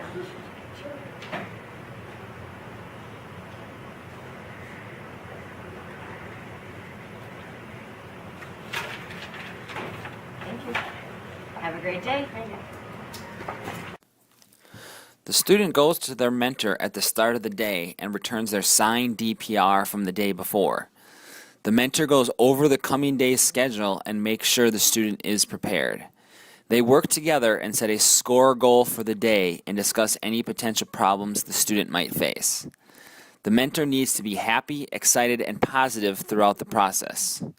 The student then receives a new DPR that is put in their behavior folder. The student carries this behavior folder with their DPR in it with them the entire day and takes the DPR to their teachers throughout the day. Let's now watch a student check out with his mentor at the end of the day. How did the day go? Good. Do you think you met your goal? Yes. Let's total it. And you did well in social studies. That was your focus. Nice job. Met your goal. 42 points today, just like you said you were going to get. Thanks for coming to see me and remembering. You're welcome. And you met your daily goal. What would you like your daily prize? Phone call home. Phone call home. Can you dial up Dad and I'll give him a phone call telling him about how you met your goal today? Okay, go ahead. Students who meet their daily goal have their choice to receive a prize. Some prizes available include a Cougar Claw, 5 minutes of free time, 5 minutes on the computer, a good note home, a good phone call home, a high five from their mentor, or others decided by the student. Students who meet their goal every day for the entire week have the choice of a prize as well. Some of these prizes include 15 minutes of free time, 15 minutes on a computer, a good call or note home, a double high five from their mentor, or others decided by the student. Okay, so in this case, the kids carried behavior folders, and let me close that out. Close that out. So they carried behavior folders. Every school does it differently. Some schools, the kids had it on little clipboards. It was this size. They got those little clipboards that were just about this size, and the kids, students carried clipboards. It just really depends on what's the best system for your school. What's the best way that kids are going to keep track of that daily progress report card? I've worked with high schools and junior highs that are getting away from the paper copy and trying to do the electronic and keep electronic record keeping of the data. That's great as long as we're not losing the intervention in the process and making sure that that interaction from that teacher to student is still happening, even if the points are given on a Google Doc or whatever. I thought a phone app would be really cool. I always thought that. I thought if you had a phone, kids have their phones all the time. So let's have a check and check out phone app where teacher could have the interaction, they give the points, student can see it right away, he goes off to his next class. But I don't think it's still developed yet. So anybody out there who's developing can do a check and check out phone app for high school, they'd be all over it. So, so this again just kind of tells the where, the when, and the how. The very start of the day and end of the day, they check in with their facilitator. This little video clip, they call them mentors. Some schools call them check and check out coaches. You can give it whatever name as long as that student knows that that's the person I see at the start and the end of the day. Make sure they're in some type of a centralized location. They know where to go to find your facilitator. Whether it's an office, you're in the hallway, you're in the library, the gym, wherever. And again, keep in mind your numbers. Remember we were going like 10% of your enrollment. So how many facilitators would you need if you were looking at 10% of your enrollment? How about how many would you need trained? Depending on your population. Facilitators can check in pretty good, about 10 students, 10 to 12. You get more than that, it starts to get a lot.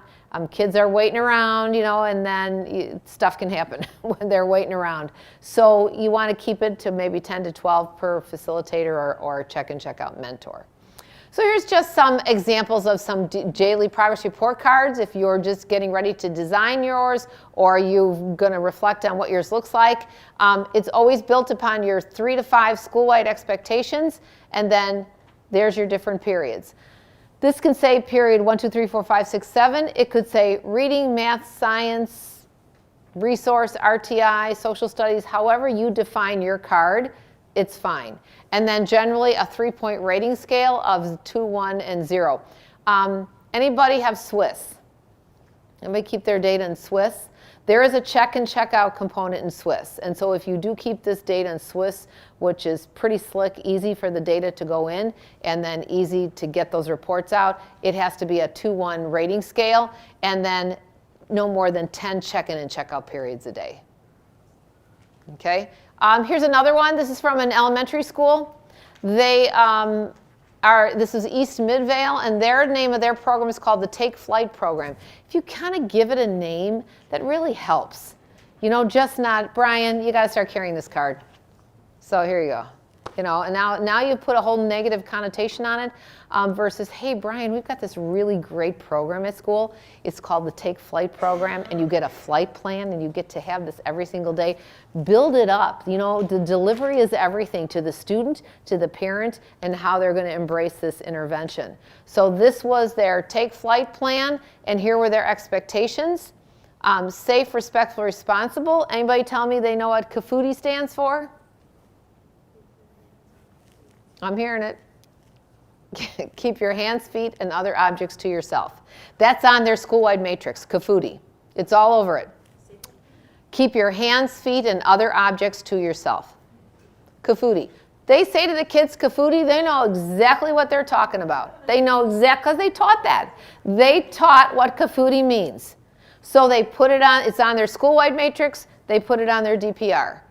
And then here's how they broke out their day. Language Arts 1, Language Arts 2, something called BLAST, content integration, math, and so on. And then they set their goal, and then off they go for the day.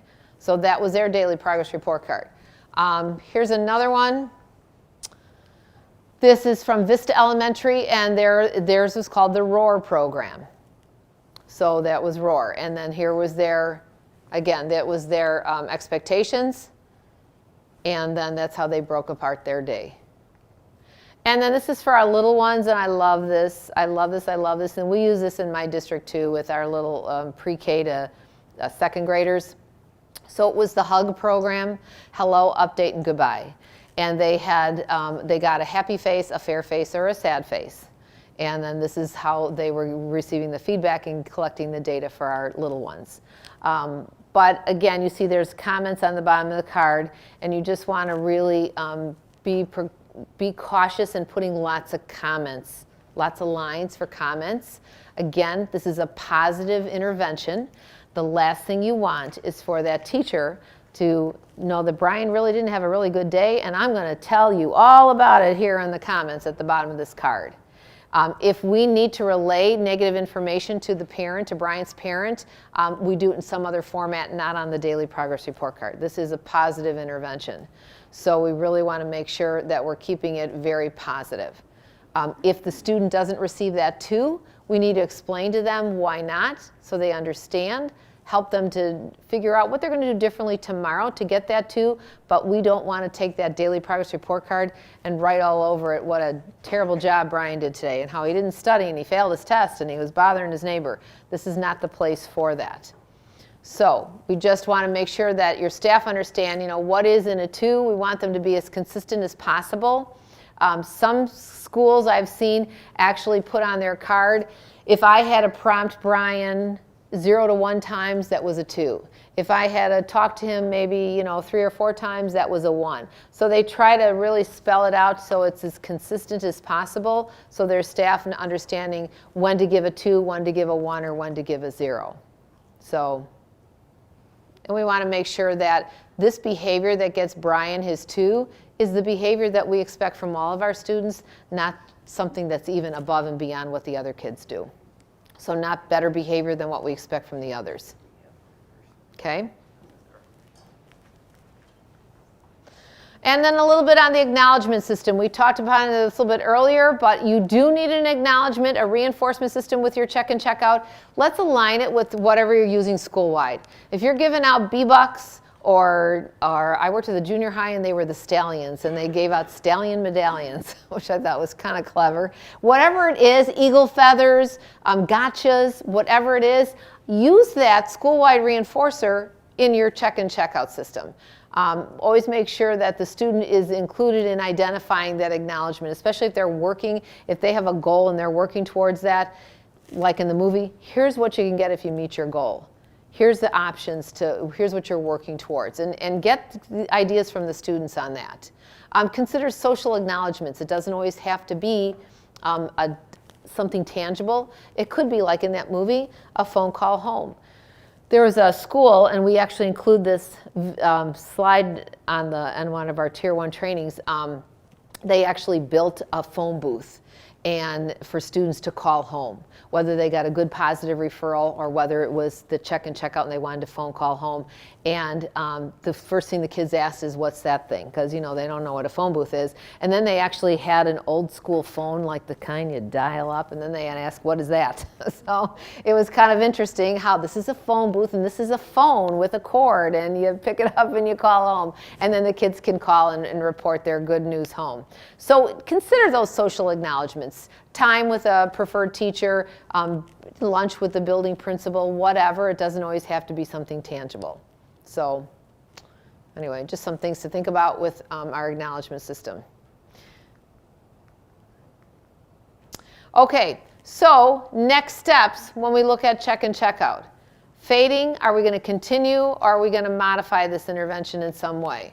So we first look at fading. This is for a student who has met graduation criteria. They've been on the intervention. They've made their points over a 4 to 6 week period of time. They don't have any new office referrals. Their attendance looks good. So we want to celebrate and graduate that student.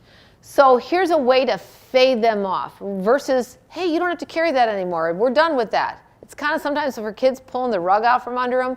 We want to fade them off the intervention so they can check in less frequently, maybe every other day. Or they can do that self-monitoring. or the teacher monitors and the teacher rates the student and the student rates himself, and they share that. They become student check and check out leaders. So they help other students that are new to the intervention check in and check out. Oh yeah, I had Miss Brown. She was my facilitator. Let me show you where is that and how this works. And they love it. And they have, as I mentioned, a couple schools will have t-shirts that say check and check out mentor. So now they're a mentor to new students coming on. So it really pumps them up. They don't feel like, oh, I don't do that anymore. Because they don't need to be on that intervention if they don't need that. But it's, like I said, you don't want to pull the rug out from under them. So it really pumps them up. They feel like they're still part of that. They're just helping the students that are new to the intervention. So really plan on some big deal for your students that are graduating and fading off of the intervention. This is a reverse request for assistance. Just as we saw earlier, a request for assistance sheet, this is kind of the opposite. This is going to the teacher, and it's, again, on our website of materials if you're interested in using these resources. It's sent by the check and check out coordinator back to the teacher, saying that based on our data, Brian is not really doing well in check and check out. We're looking at the data. It's not been an effective intervention for him. Where would you like to go with Brian? Take it back to his teacher. So it's a reverse request. We're sending it back to the teacher, and the teacher is saying, well, no change at this time. Let's continue him in check and check out for a couple more weeks, see how he does.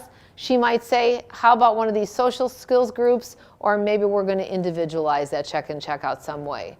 So you're going to elicit and get some information from the teacher to help you know where to go next with Brian, since we're seeing by his data that he's not doing really well. And we may continue students. So we're looking at our data.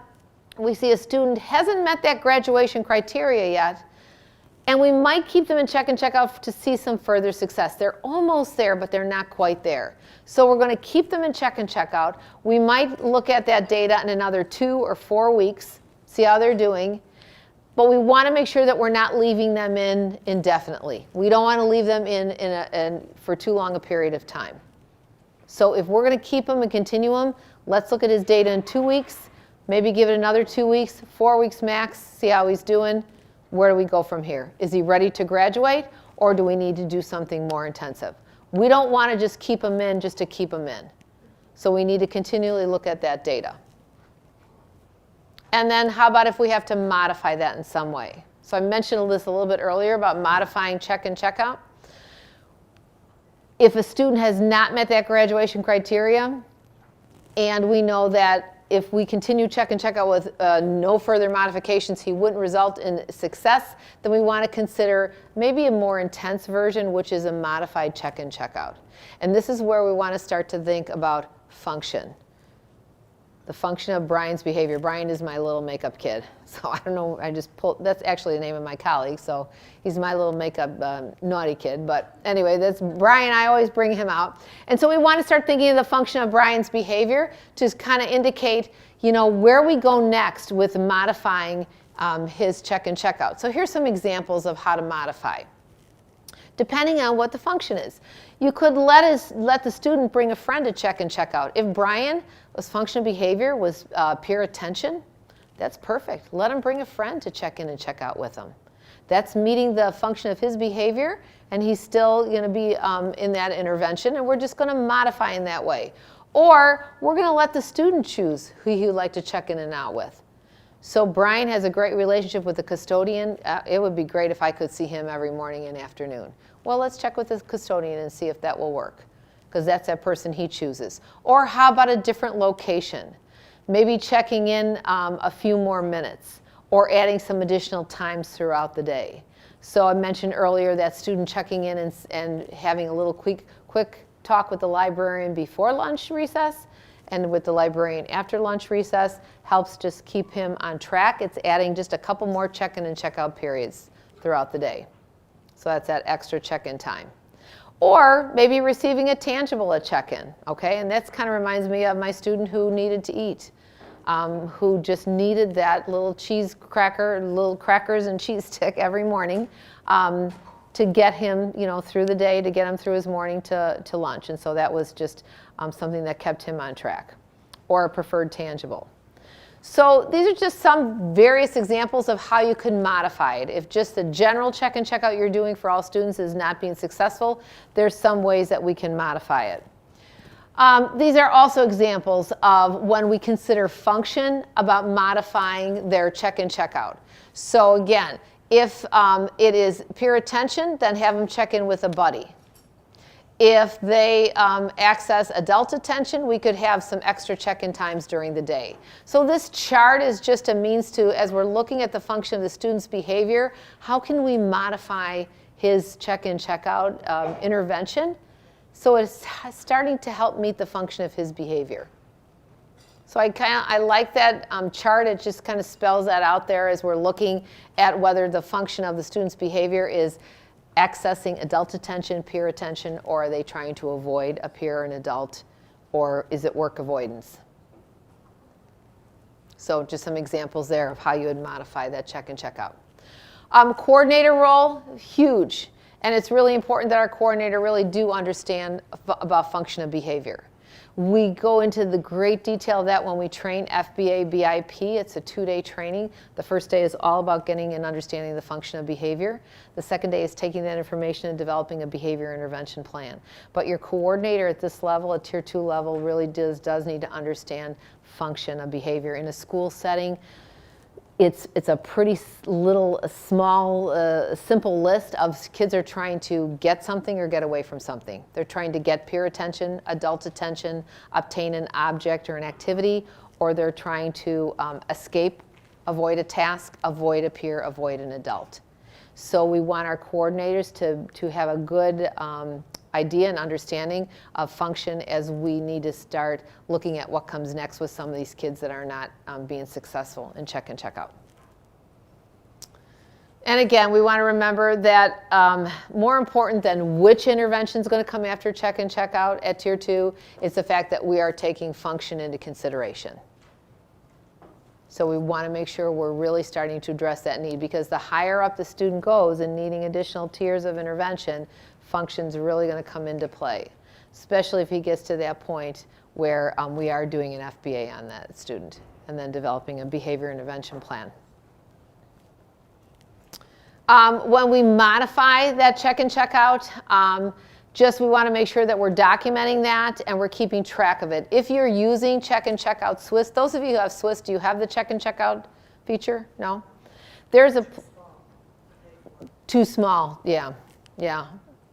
But if you do, and I have a lot of schools that use Swiss to collect all their school-wide data, and then they add the check and check out feature, there is a place where you can indicate that a plan change was made.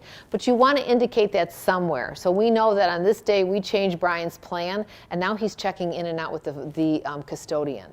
And he's popping in to see the librarian. We want to indicate and make sure we have that written down somewhere and documented that this is the day we put this plan change in place, so we can look at his data afterwards to see if things are better based on this plan change. And in Swiss check and check out, you can do that. It's pretty quick and easy to indicate a plan change there. So before we get into our social academic instructional groups, think of our triangle, okay? We've been here, very low level, Tier 2, yellow. We just got out of Tier 1. We're low level Tier 2, but now we're climbing up the triangle and going to go into some higher level interventions in the way of social academic instructional groups. Before we do anything on check and check out. Yes? How do you recommend handling when the person that is the mentor that the kids are coming to is absent that day? Well, you make sure that you have a backup. You have someone who's going to serve as a backup. So if I'm a check and check out mentor or facilitator, I know that I've got somebody who will see my students if I'm not going to be there.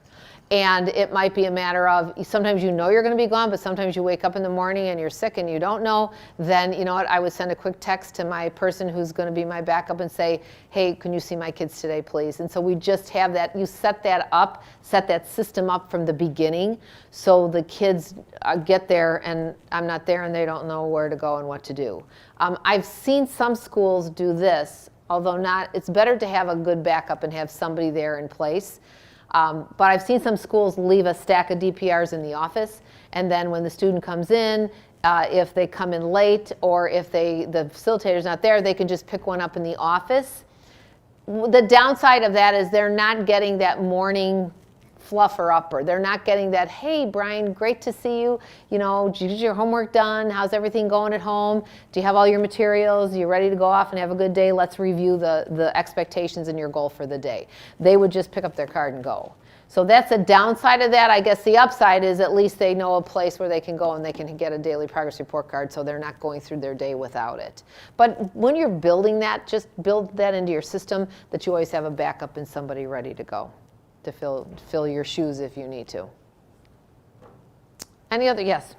Can you just talk a little bit about maybe how to transfer them out of check-in, check-out? I mean, we're giving them praise all day, and then they're being successful, great, and then all of a sudden we just remove it. I think that's kind of like a withdrawal for some of these Right. kids. I mean, and if it's working so well for something, we have had kids on it for years using the same, they might tweak the system as they get older, but I feel like it's, I don't know, I just feel, and like, do you have kids that are then not successful and then you go back to And I've seen that. I've seen it always. I've seen it where the data indicates that, hey, Brian, you're good. You know, you check and check out. It worked. You're done. And then it is like pulling the rug out from under him. And he's like, and then Brian's got to go back on. They see that he's starting to get office referrals. So I think the best way to avoid that is to kind of follow this fading where they gradually. So Brian, you're going to carry your daily progress report card on Monday, Wednesdays, and Fridays.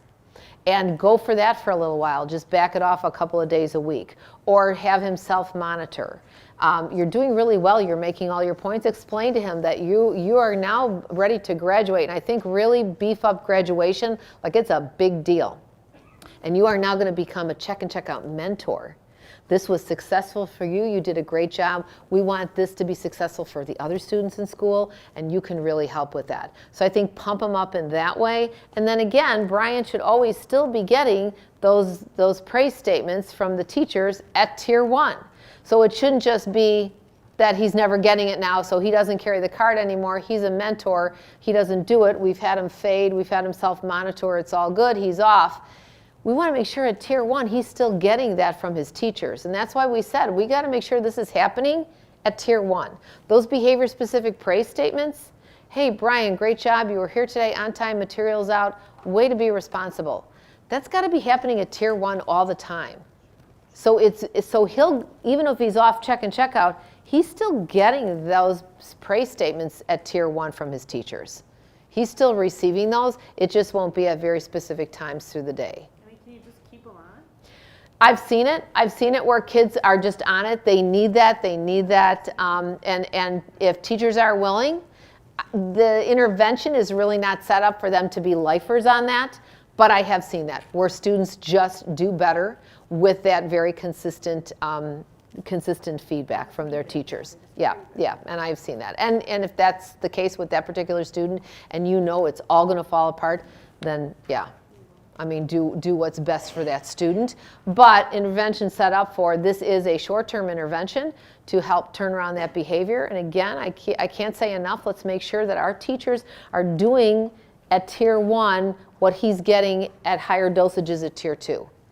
It can't be, he's not hearing it in the regular classroom at Tier 1, but now all of a sudden at Tier 2, he's getting it, boom, boom, boom, boom, boom. This is great, I love this. That's why it feels so good to him. Then are we doing this at Tier 1 with all of our students? If not, we need to be. That's why Tier 2 is looking so good. So we need to make sure that we are using those behavior praise statements with all students at Tier 1 and reinforcing behaviors at that level as well. Okay, anything else on check and check out? We good? Things that you may need to go back and change and look at and tweak in your program. If you haven't started a check and check out program, advisable to really get a team to training and train them. Next week is I think it's next week, yep, anybody coming to our institute, the Midwest Winter Institute in Naperville? Okay, we have a Winter Institute that's next week, Tuesday, Wednesday, Thursday. And we offer Tier 1 training, Tier 2 training. We're doing FBA, BIP, bully prevention, classroom practices. So, you know, we encourage, if you are really just starting out, get your team to Tier 1 training. But we're also doing a Tier 1 booster day for teams like I mentioned earlier that were trained 12 years ago and nobody's there anymore. They're sending a team to a booster day. There's a Tier 2 booster, which is a 1 day, which is similar to this, what we're having today, that Tier 2 booster. But if you're just starting out and you haven't even jumped into the Tier 2 pool and haven't started your check-in, check-out program, let's get a team to 2 days of check-in, check-out training. By the time the 2 days of training is over, you're ready to go and start implementing check-in, check-out. Yes? Yes, there's a summer institute as well. Actually, there's a spring institute. So check our website, midwestpbis.org. We offer those 4 times a year. So we have one in the spring up in Naperville, NIU. It's the NIU satellite up in Naperville. And then there's one in the summer as well. And we always offer Tier 1, Tier 2. Those are just always on the schedule. And the boosters. So this year in winter, we're doing a Tier 1 booster day and Tier 2 booster day. Sometimes we'll offer trauma, bullying, classroom practices, a little of everything. So check it out. It's all on our website, and just something to keep in mind if you're needing a booster or get a team to training. So let's go. We've got a little bit of time before lunch. We'll start into social academic instructional groups. SAGE, sometimes you see SAGE, that acronym, or social skills groups. So we're going to look a little bit at those. When we start to develop our social skills groups, we want to make sure that we're aligning them with some really critical features. So we look at a critical feature that says we want to allow for additional instructional time for student skill development. So when we put our group together, we have our students attending this social skills instructional group for 30 minutes once a week. So that's allowing that additional time for development. So we're saying, okay, we're going to have this group, and it's going to happen once a week for 30 minutes. Additional structure and predictability, well, we're going to have morning check-in and afternoon check-in, check-out still taking place. And the group is once a week. So we're going to have that structure and predictability. Increased opportunity for feedback, well, that daily progress report card is going to prompt the teachers to provide the feedback. So if you're developing a social skills group, how are we going to track the data? How are we going to know if those skills are being transferred over to the rest of the day? You can use that daily progress report card. We're just going to modify it and make it fit to your social skills group. So we'll show you an example of that in a little bit here. Again, ideally, remember that the skills that we're teaching in our groups, in our social skills groups, should be a reboost of what we're already doing at Tier 1. Just like check-in, check-out, it's the same for our social skills groups. Just remember the dosage. We're increasing the dosage, but this is what we're already doing at Tier 1. So before we start to develop something new, before you're like, okay, let's get these groups going, let's get them formulated and figure out the curriculum and get going, assess already what you currently have in place. Anybody doing social skills groups right now? Okay, I see a few hands. So what do you have currently running? What groups are currently running right now? Who's leading those groups? And then how are you gathering the data to assess if the students are responding to what we're teaching? And is the intervention being done with fidelity? Are the adults doing what they're supposed to do in those groups? Or I got a social skills group, those kids just come in and play games. And then they go. It's all good. I'm not implementing that intervention with fidelity. So how are we assessing that? Are we collecting fidelity data on those groups? How are we collecting student outcome data to know if the students are responding? Is the intervention being done with fidelity? Are we seeing responding? If you can say yes, then keep that group. It's good. If you're like, I don't think so, you might want to modify that or completely scrap it and consider adding something new. So here's an example of in a school. They've got different groups going on. This school's got 5 groups going on, okay? So they're assessing. Let's take a look at these groups and see what's happening. So here's a problem-solving skills group. 20 kids are in, 10 are responding. The curriculum is evidence-based. But is the group being implemented with fidelity? No, it's not. They're not implementing that intervention with fidelity. So would we keep this intervention or scrap it? And how would you modify that? What would you do? Probably more data. Maybe a different person to implement the intervention. We've got good curriculum. Kids are in it, but we should have more than half responding. We know we've got evidence-based curriculum we're using. The person is not implementing it with fidelity. So we need to get somebody else in there to teach that group.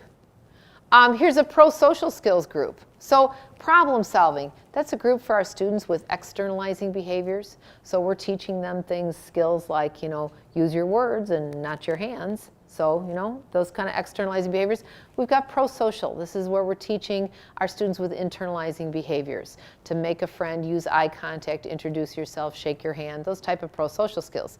In this group, we've got 30 students in the intervention. 25 are responding. It's good evidence-based curriculum, and it's being implemented with fidelity. Is this a good social skills group we're going to keep? Absolutely. They're doing it. They're rocking it. It's good. So we're going to definitely want to keep that. Now, we also have a divorce group going on here in our school. 7 kids are in it. 3 are responding. But I'm not sure what we're using for curriculum. And it's really not being implemented with fidelity. What do we do with this group? I think we get rid of it. And I think when I see things like divorce group, I think, some kids that parents are going through divorce, maybe that's not a bad thing, because now the house is quieter and mom and dad aren't yelling at each other and things are much calmer, and dad is a whole different person when I see him every other weekend, or however that looks. It might be a good thing for those kids that a divorce is happening. There's peace in the home again. So just because parents are divorced doesn't necessarily mean it's bad or they need to automatically go into a divorce group. So assess, why do we even have this group, and what are we addressing with our students? So in this case, I think I would probably get rid of that divorce group. Coping CAT. We've got 12 kids in, 12 kids are responding, evidence-based, implement with fidelity, good. Let's keep it. Let's keep that going. Now our last group is a girls group. We have 30 girls in this group, 10 are responding, but we're not really using any evidence-based curriculum. I'm sure what they're doing here, and not being in with fidelity. Is this a good group? And how are these girls selected for the group? And what are they doing? Are they all just getting together and talking about what they're going to do this weekend? Are they just complaining? I mean, what's happening in this girls group? So we're not seeing any evidence that this is working. It's not being implemented with fidelity. We don't know what type of materials they're using. We're going to go ahead and probably scrap that as well. Probably not an effective group in the school. So they just did a quick assessment of groups, know what they want to keep, what they want to modify, and what they're going to get rid of. This is a guide through CASEL that helps you kind of take a look at various program names. And it really kind of just spells it out for you when you're choosing curriculum and for your different social skills groups. So it's just a resource. Wanted to point that out to you. This is for elementary. So it really breaks down different programs, who it's for, is it explicit skill instruction, and what does it cover there. So it's a resource through CASEL that you can go on their website and find that as well. When we look at some of those foundational or lower level groups that we're going to see in schools, okay, we talked about some of those a little bit earlier. When we look at those, generally we talk about 3 different types of skill building groups. And remember, these are not therapeutic, they're skill building. So we've got your pro-social skills for those students who need social skills training, internalizing students, your problem solving skills, students with externalizing behaviors, academic behavior skills. These are students who have behaviors that are affecting their academic progress. Poor executive functioning, poor study skills, poor time management. They don't know how to use their planner. There's a test coming. They don't know how to study for it. They've got all of these behaviors that are really affecting academic progress. So we have a skills group that's going to work on how to use your planner, how to, if you have an assignment that's due in 3 weeks, parse that out so you can get that done and it's not all left to the night before. Really working on a lot of organizational skills with those particular students.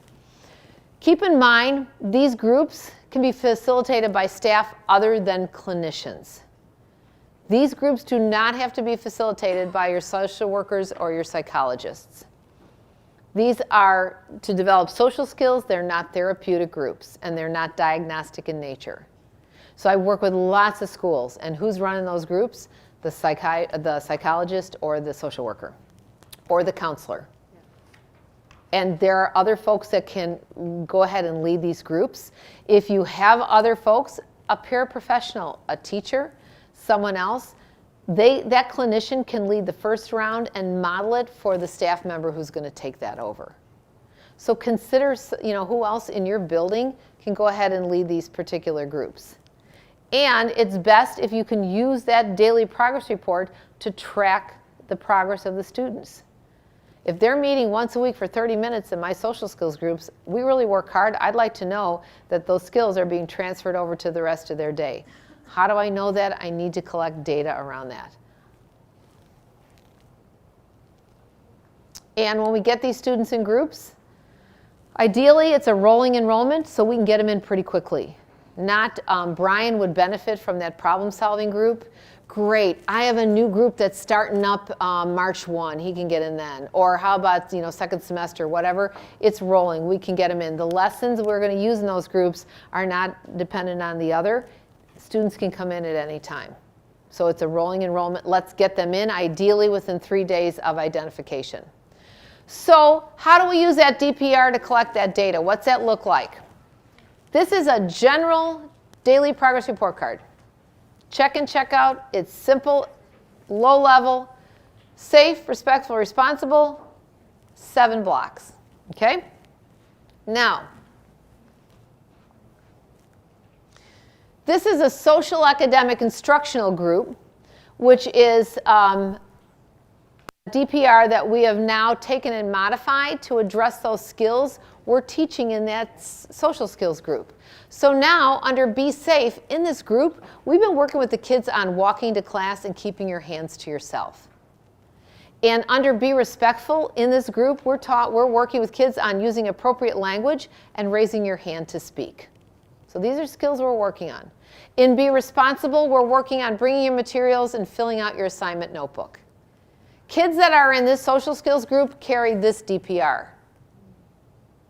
And so I said much earlier this morning, I mentioned about how staff training is so important, and PD, just for this reason alone, it's huge. Because now I'm a 4th grade teacher, and I'm not on any PBIS team, but I now have 3 kids in check and check out and 2 from a social skills group. So I really need to know what my role and responsibility is with giving the feedback and the scores for those 3 in check and check out that use the generic card, and those other 2 that are coming in with this card. So that staff training piece and providing that PD around that is absolutely critical for this intervention to be successful.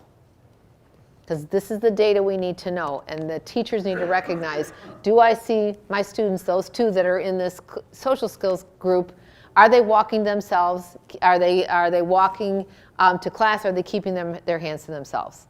Do I see that throughout their day? Do I see them doing that at each block during the day?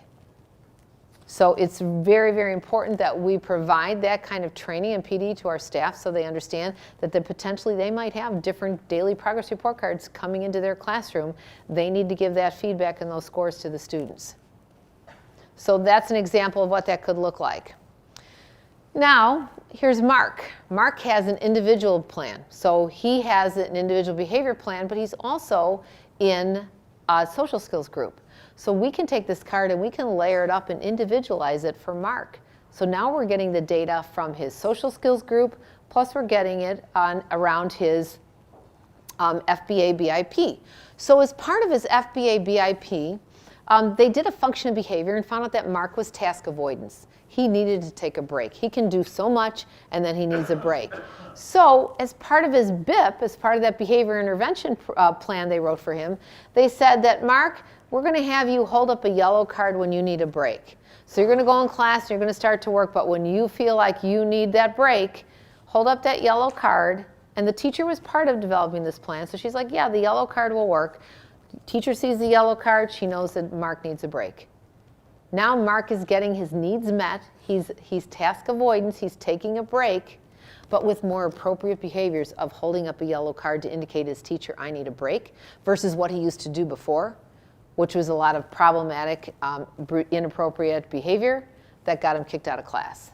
So now we're teaching him a more appropriate means to indicate to his teacher, I need a break. He holds up the card, great, teacher lets him take a break. So that's based on what we wrote in his behavior intervention plan. He's also in a social skills group. So that's his replacement behavior as part of the plan. Instead of engaging in appropriate behavior, shouting, yelling, throwing stuff to get kicked out of class to escape the task, hold up a card and you will get an opportunity to escape the task. He's also in the social skills group. So these are some possible behaviors that were taught in previous groups. Keeping hands to self and filling out his assignment notebook. So now Mark is in my class and he comes in with this card. Now I'm aware of this for sure because I was part of developing Mark's behavior plan. And I said, as his teacher, I'm good with holding up that yellow card. That'll work for me. So I know his plan. I know that he's going to hold up a card when he needs a break, but also I want to make sure that he's keeping his hands to himself and he's filling out his assignment notebook. Now I've got data to indicate that the skills that he had in the social skills group are working and he's using that replacement behavior. Yes? I just was curious, so on some of the other cards there were other behaviors under those sections, under be safe or under be Right. responsible. But if it's specified for a student like this, you're only looking, yes. So we're no longer worried about those other behaviors, we're just focusing On his individual card, right. These are kids that are in that social skills group. So I mentioned earlier, I have 2 or 3 kids in my class that are in this group, so this is their card. But Mark, he's moved up the triangle, and he now has his own individual plan, and he has his own individual card, right. So for him, being responsible only means filling out his assignment notebook. We're not worried about any other responsible. Right. This is the skill that's been identified as part of his behavior plan that we really want to track.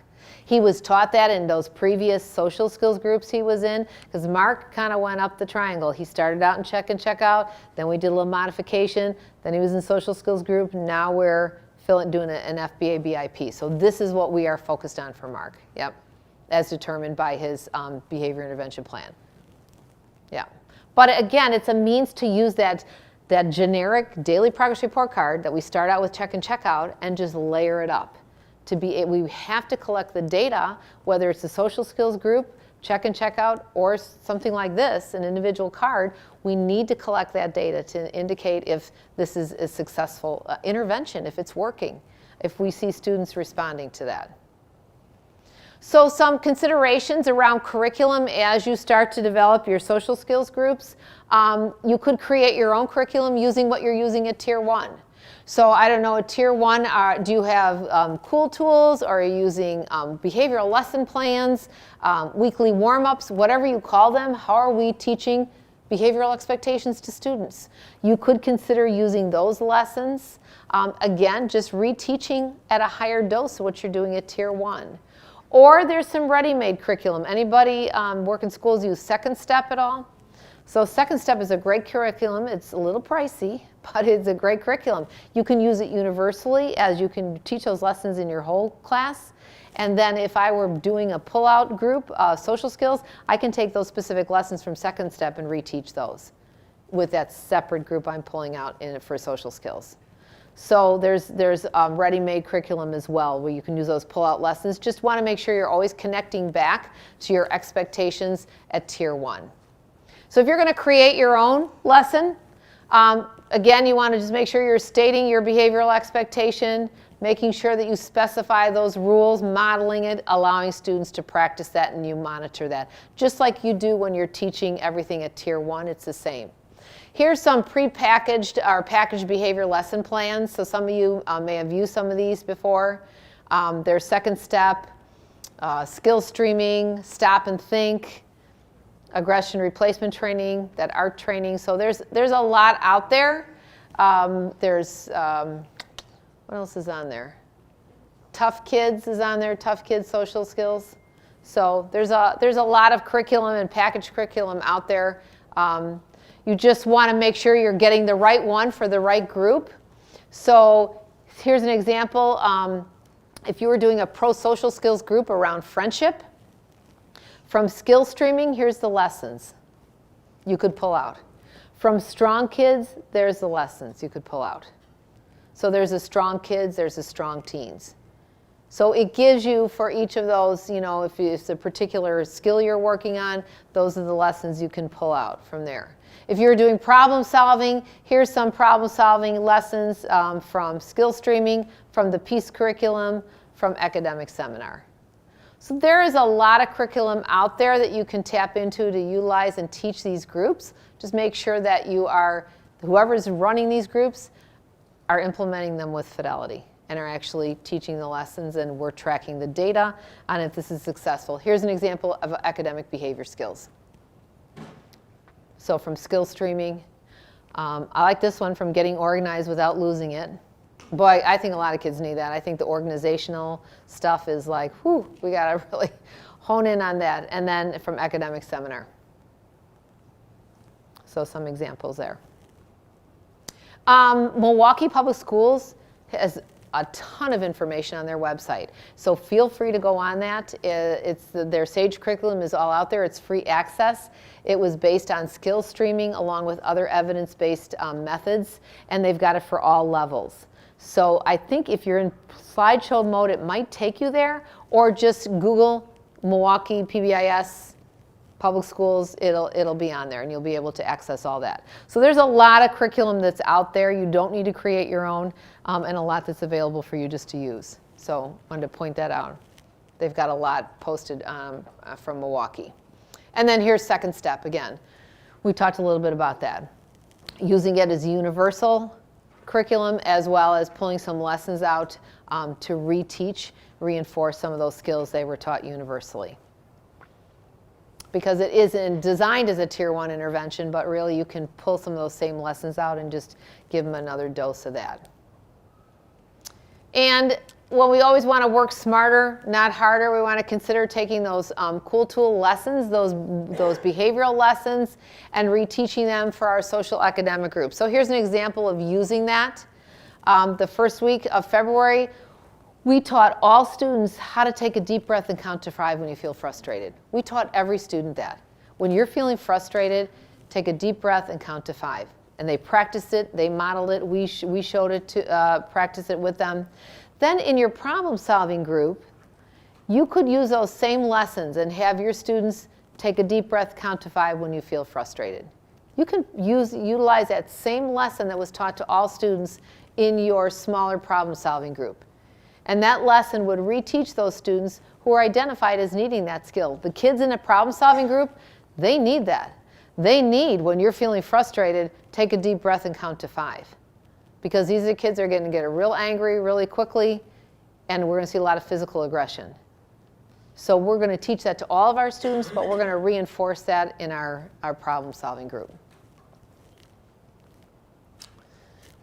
Okay, here's we got about, actually we are at lunch. I'll do this and then we're going to break for lunch. I don't want you to be late for lunch. Here's an example of a school. It's a middle school, and it said they identified that a lot of students in their building struggle with skills related to that executive functioning. So they needed some extra support. So in looking at their data, they built a standing group that was going to work on those academic behavior skills. It was going to be provided by other staff other than your clinician or your teacher. It was going to be held outside of the classroom weekly. So they looked at their school-wide data to determine what kind of group do we need. And based on this data, they saw that a lot of kids were struggling with executive functioning. And some students needed that extra support. So the special education teacher pulled together 8 lessons specifically around those skills of organization of your locker, bringing your materials to class, and that group's going to be taught on Mondays during lunch by a paraprofessional in the math lab. So that's how that school looked at their data and determined what type of a group we need to formulate.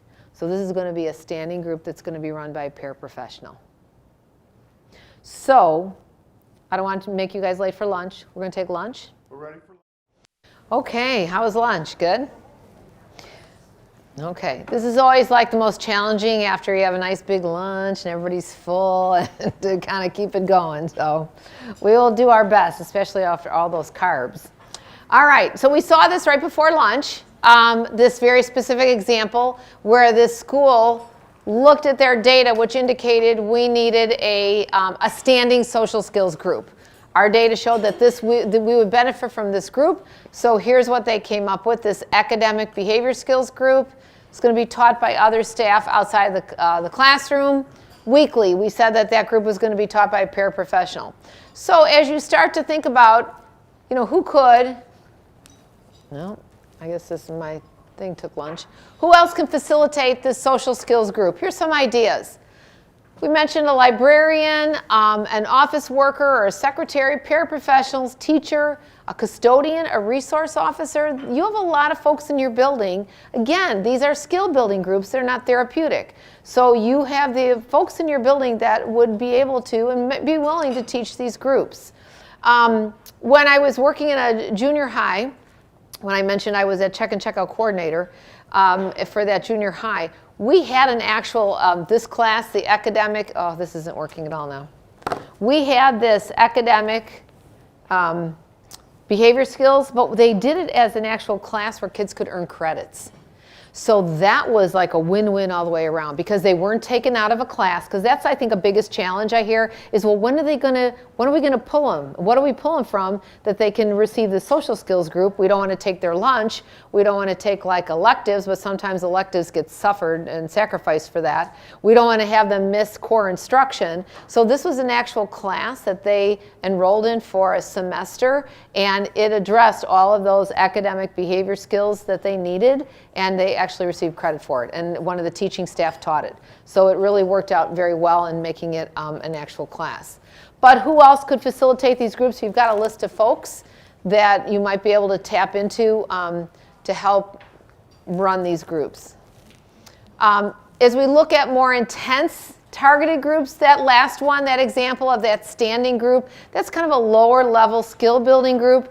As we look to something that's more intense and targeted, here's another example. So this was Lincoln Elementary School, and they used data to identify that 6 students that have been avoiding the cafeteria during lunchtime around 3 to 4 days a week. And these students were struggling with skills related to their social interaction and interactions and success with peer relationships. So it says Mrs. Inkwell, the clinician, pulled together 8 lessons that will teach specific skills around pro-social behaviors.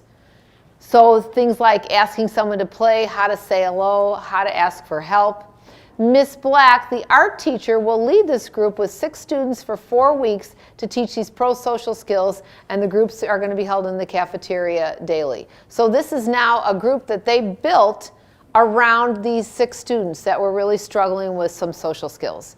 So they're now building this group. It's pro-social coping skills. It's being taught by the teacher, the art teacher, outside of the classroom and daily. So you really use your data, kind of assess the needs of what kind of groups you need established in your building, and then start to build them from there. What lessons are you going to use? What curriculum? Is it evidence-based? Who's going to be implementing those groups? Who will actually be facilitating those groups? Here's an example of a school using school-wide and community-wide data. They used both. And here's what they found. As they looked at their data, their percent of their low-income enrollment increased by 20% over the past 10 years. There was a loss of business in the community, which increased in unemployment by 3%.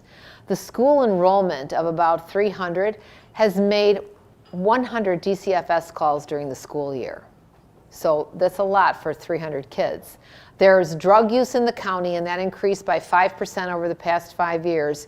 And the school-wide data indicated that 22% of the students receive more than 1 office referral per school year, and 20% of the students request to see the counselor at least 1 time a year.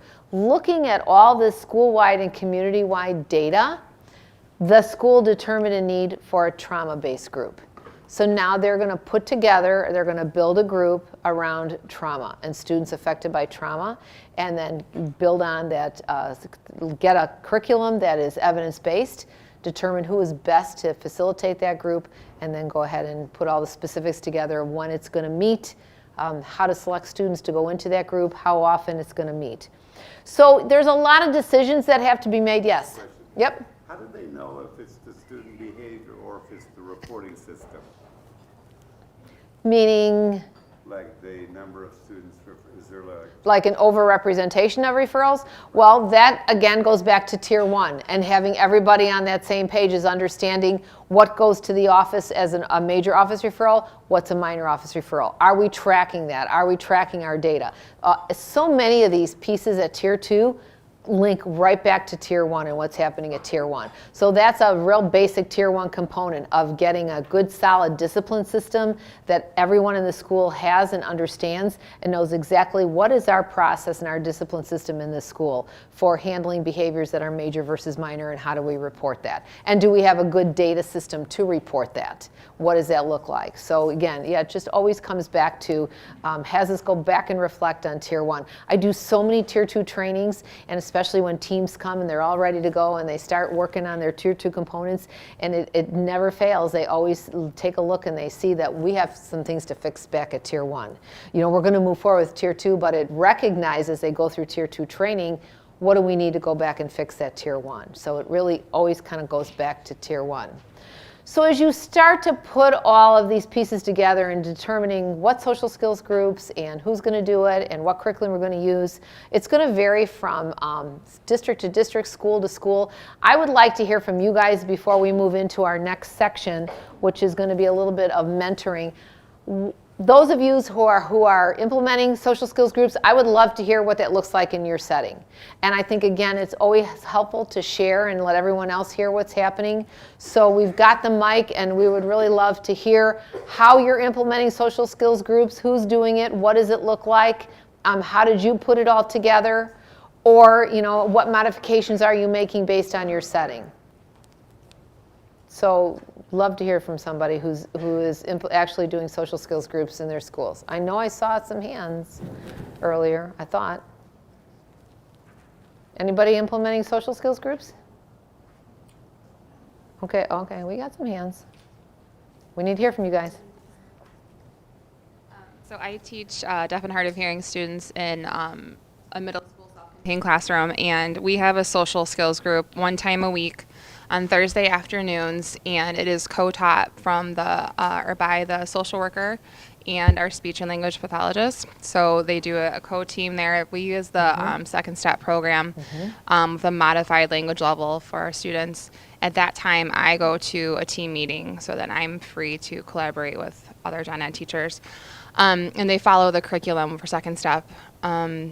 Occasionally, I will notice some kind of social situation or behavior or something that we need to work on, and then I'll communicate with the social worker, and then they implement the real world. Like, hey, we've been talking about empathy, but Mrs. Salliard said you did this, and blah, blah, blah, and how do we work through that? How do we problem solve with that? I know they do a lot of role playing, a lot of video watching, and that's kind of the deaf and hard of hearing piece, is not only just talking about it, but showing them and getting them up and moving around. Is it 100% the best? No, it doesn't fix problems every week. People think, that's just like this easy pill to take and everything's fine. It's not. Every day we're working on social situations and greetings, and even little things like saying goodbye to your teacher when you leave the room. Right. Half of it's being middle school sass, and half of it's them just not doing what they're supposed to do. So. Do you guys collect data on that to know if that's... I think the social worker does like a pre and post test per, I think they have units in Second Step or chapters. Right. I haven't really seen any of that, but then she has her IEP goals that she's collecting individual time with that too. Okay. All right. Thank you. Okay, I saw another hand over here. Just really want to hear how that's going. Social skills. There we go.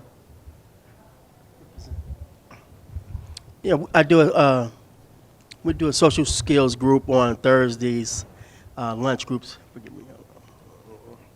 Hang on a second. We do a social skills group on Thursdays, lunch groups, and we devise the groups based on the universal screener. Okay. At the beginning of the year, and then we'll do another one in the mid-year to see if there was any impact, or if the students, do they still reemerge or do some fall off after they go through a 6-week group. And we have an outside organization comes in alongside of myself, the counselor and the social worker. So we do multiple groups at the same time, boys and girls. And what curriculum do you use? I use a variety of counseling tools. We have some of the second steps, and we use Be Cool, cool tools. So we use a variety of mentoring books that I have that have different programs. Now, those folks that come in from the outside, are they like community mental health providers, or are they volunteers, or? Community. Okay, great. And so you're running simultaneous groups? Correct. Good, okay. And are you guys also tracking data in some way to indicate effectiveness of that? Is there like a pre and post, or? Correct. Is there a daily progress? You know, we saw that example of that daily progress report card. No, just the pre and post. Okay. And then Okay. we'll do the screener again. Okay, right. What screener do you guys use? DESA. Okay, all right. Thank you for sharing that. I really appreciate that. And we have another hand back there. It's always good to hear what's going on in other places. It's so helpful. DESSA. DESSA. DESA.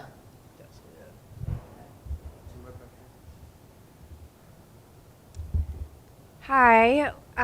So we do second step. We are pre-K, so we do like 3 to 7 or 8 year olds.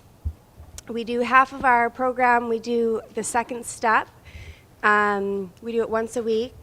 I'm the school counselor, and then I partner with our general ed teacher, who's also a deaf ed teacher. And then for our little guys, we also, and for our whole school, which is small, so we have a small case load, we do lunch groups. So I meet with students every single day in lunch groups. We do a strengths and weakness inventory at the beginning of the year, but I would love to get a better way of assessing progress with this young of students. So it'd be something I'd be curious if you had suggestions about. So how you're progress monitoring the kids in the group. Mm-hmm. Right. And other than like using that layered daily progress report card that we saw?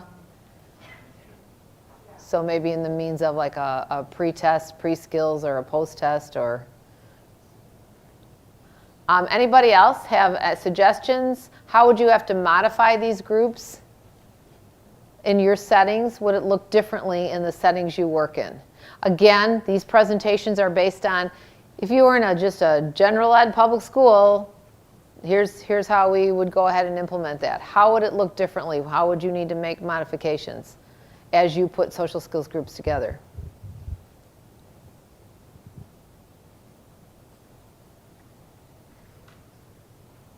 How about those lunch groups? Are they effective?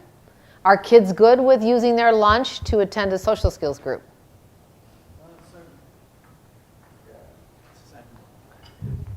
I have certain kids drop out because they don't want to lose that time. I work in the middle school, so it's 6th to 8th. So a lot of the older kids, of course, that's a little difficult to do unless you have a few of their friends in there with that also pop up on the screener. Outside of that, it's kind of tough. And is there any other time other than taking that lunch time that you could have that group? Yeah, you can take it during their specials. Right. You can take it during the specials, but you can't. After school is tough, and before Right. school is tough. Right. And you don't want to interject during their core. No, So, absolutely. And a lot of schools I work with will do either like a lunch bunch type of thing. yes.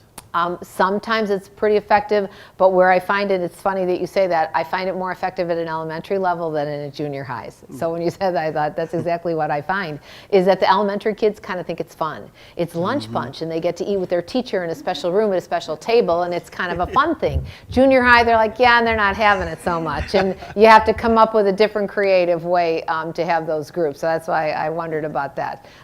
But yeah, a lot of schools, the junior highs I work with, will be, they'll take out of specials. Art or PE, a lot of kids are real happy to get out of PE so they don't have to get dressed. They'll be happy to go to a social skills group. So I think the bottom line is not only the having to get creative with when it's going to happen, what curriculum we're going to use, who's going to teach it, but let's monitor the data. Let's really track the data to check the effectiveness of that intervention.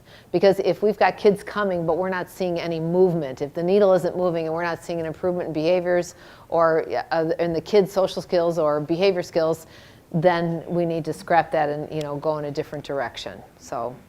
Anything else? Any other comments, questions around groups before we look a little bit into mentoring? Yes, there's a back there.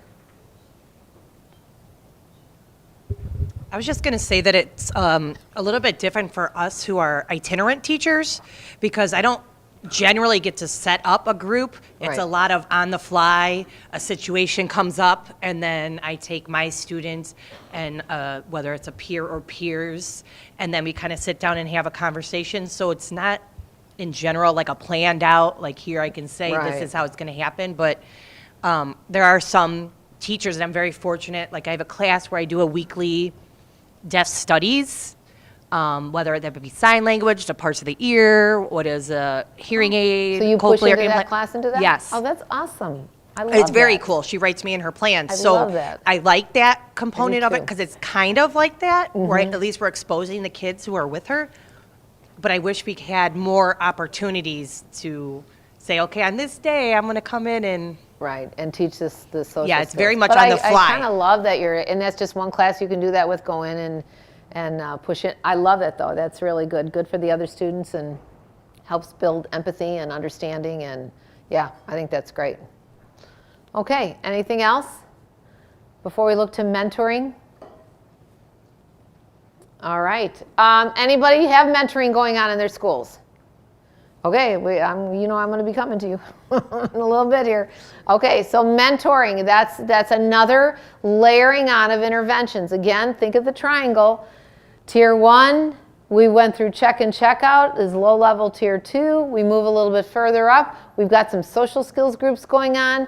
We move a little bit further up, we're looking at mentoring. We're not yet to starting to do individual behavior support plans. That's kind of that orangey area before we hit to Tier 3, but we're at a high level of Tier 2 when we look at establishing and implementing a mentoring program.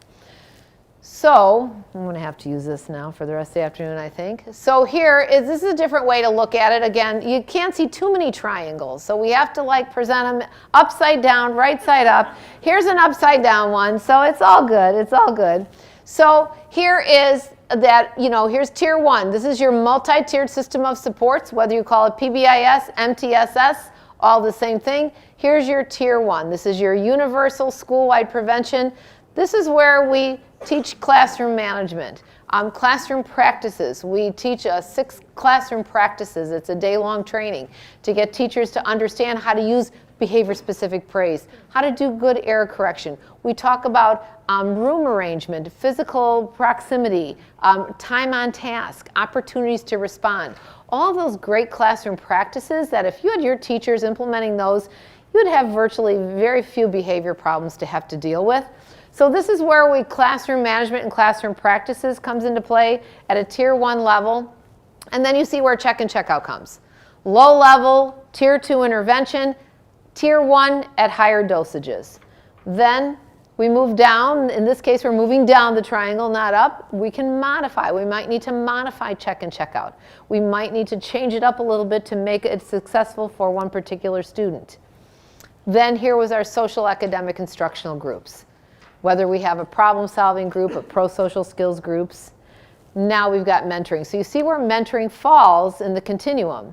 And now we're getting more intensive. Mentoring is generally going to be probably a one-to-one situation with an adult to a student. And now you can see where FBA comes. So that's why we say it's kind of that orangey area where we're doing an individual behavior plan for a student, looking at the function of behavior. And then we're getting down into Tier 3. So we've got students with multiple behaviors across all domains of their life, whether that's a complex FBA or we're looking at a wraparound plan at Tier 3 level. And on the left side of this triangle, these are the different data pieces. So we're always talking about collecting data, assessing it, making sure things are effective. Is this working for our students? So here at a Tier 1 level, we're looking at office referrals, attendance, their credits, grades, how much time out of class, looking at academic data. That's all the data we're looking at for all of our students at a Tier 1 level. As we have students in check and check out, modified check and check out, even social academic instructional group, that's where we can use that daily progress report card that we saw earlier, and how we can layer it up for our students in social skills groups as well as our student with an individual behavior support plan. Then as we get here, to looking more to an FBA and a BIP. Different set of tools. This is where we're going to complete a competing behavior pathway. This is where we do a behavior pathway and then we do a competing one. We start to figure out what's going on with Brian, what's the function of his behavior. So every time we come into math class and I say we're going to open the book to page 10 and we're going to go through these 15 problems, Brian throws his chair, slams his book, and he knows I'm going to send him out of class, go to the office. So we can figure out pretty quickly Brian is task avoidance. So we want to do a competing behavior pathway where we want to say what can we teach Brian to get his needs met of task avoidance with more appropriate behavior. And then that's where we take that information around the function of his behavior and develop a behavior intervention plan.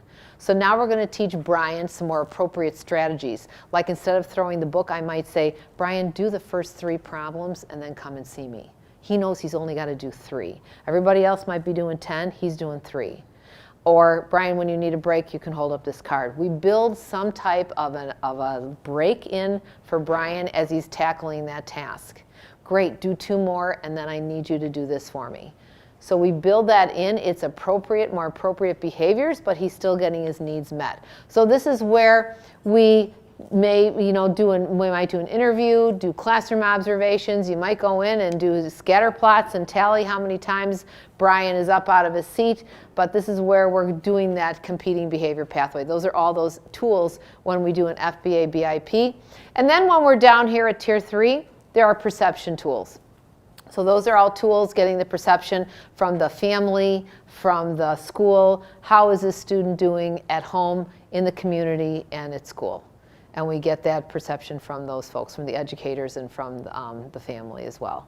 So just another way to look at it, the interventions and the different data collection tools, because it all along the way here, no matter what the intervention is, we've got to collect the data to know if this is effective or not. Otherwise, why are we investing all of this time if we're not seeing a change in our students? So we need to absolutely be able to collect the data. Yep. You said PBIS and you said MTSS. What does that stand for? Multi-tiered systems of supports. Same thing. It's just a different program? No, it's the same thing. PBIS is positive behavioral interventions and supports. So PBIS on the behavior side of the triangle, that's it. It's positive behavioral interventions and supports, whether that's Tier 1, Tier 2, or Tier 3. MTSS, multi-tiered systems of supports, those are your multi-tiered systems of support you're putting in place to support a student, whether it's behavioral or academic. So it's the same thing. Some of my schools have switched acronyms. So Right. we're itinerant, so we don't know. Right. And I work with some schools, and you know what? PBIS is like, no, leave, go away. We don't want to hear those letters anymore. So it's multi-tiered systems of supports. It's the same thing. It's what do you have in place you're providing, moving up the tiers to support students behaviorally, academically. It's the same thing. So yeah, if they used to be a PBIS school, but now we're MTSS, it's the same thing. It's just it's providing those tiers of support for students. So, good question. Thank you for asking that. So mentoring.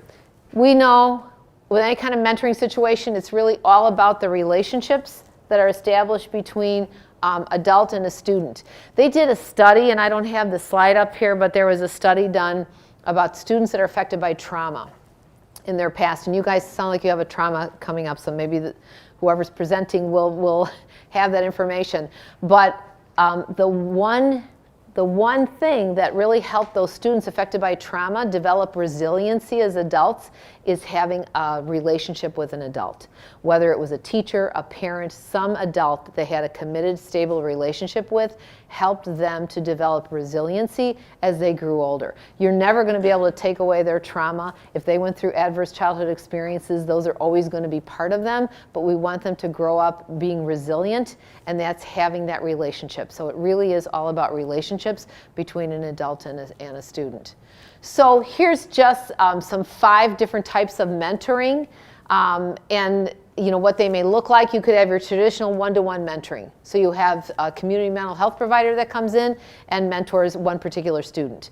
Youth Service Bureau used to come in and they would mentor and Boys and Girls Clubs, I think as well, would come in and see one-on-one mentoring, be connected with a student and mentor them. There's group mentoring. You could have one adult and maybe several youth. So that sounds kind of similar to like a social skills group, but you could have an adult coming in and mentoring several youth. There's team mentoring, so several adults with a small group of youth. So you might have several adults meeting with a small number of students. Peer mentoring, which is kind of interesting, so peer-to-peer. And I haven't seen too many examples of that. I'd like to see more of that, but to have one peer mentor another. And then e-mentoring, which I think is really interesting, and this is great for over the summer. So if I was mentoring a student and I saw them regularly throughout the school year, summer comes, I don't really want to just drop the ball and say, hey, see you in September or August or whatever, have a great summer.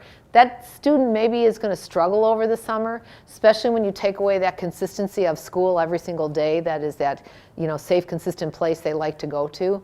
And so e-mentoring in the way of maybe emails or a quick text message, how's everything going? How's your summer going? Did you get to the pool? Whatever, just to continue that through the summer. So you're not losing complete connection and you're just touching base with that student. So just some examples of what mentoring could look like. Okay. So can you build on what you already have? Do you have some of this going on in your school and maybe you're not really sure that it's officially mentoring? Always assess, just like we did with the social skills groups, do we have stuff already going on that we can build upon instead of always feeling like we have to start from scratch? Same thing with mentoring. So what's currently in place? Do you have some kind of informal types of mentoring already going on? So in your school, do you have some high schools coming that they come in and meet with the 5th graders once a week? That's a mentoring program if you've got some high schoolers coming in. Or teachers who are having students in their room every lunch. We talked a little bit about lunch bunch, but even just having students in lunch. I had one student, she would come in my room every single day for lunch, every day. And my husband actually at that time also worked in the same school. So we would have lunch together and he'd come in my room and she would come in and I felt like we were like a little family. I mean, she was like, I think one day I had put some microwave popcorn. She said, can I have some of that popcorn? Sure. And so we were just like, she was just so used to just having lunch with the two of us. I was hearing that at school, like, you guys are like a little family in there. But she loved that. And this girl was kind of really having some difficulties. So that was a nice, calm place for her to spend lunchtime with. And she'd rather be there than be outside. And then here's another example of check and check out facilitators just spending more time with students. So some examples there. Is that happening? Do you already have community members coming in? Do you have grandma readers? I don't know. Maybe some schools have little grandmas from the community that come in and read to the students. Or how about after school programs or church volunteers coming in? So assess if you have any of these going on before you start to build a brand new mentoring program. And then what data are we gathering? Again, it always goes back to the data. And I hit upon this because I am a data geek and you have to have the data to indicate if all of these efforts and everything you're doing are being successful for students. So are the students responding? Is the intervention being done with fidelity? If you have a mentoring program, are these mentors being vetted in some way? Or does the guy from the church down the corner come to school and say, yeah, I'd like to meet with students and mentor. What's your process and your system for vetting that person, ensuring that it's all cool, it's all good, and what are they going to do when they're together? Is there a curriculum they're going to follow? What's that going to look like? Will they have another staff member in there with them?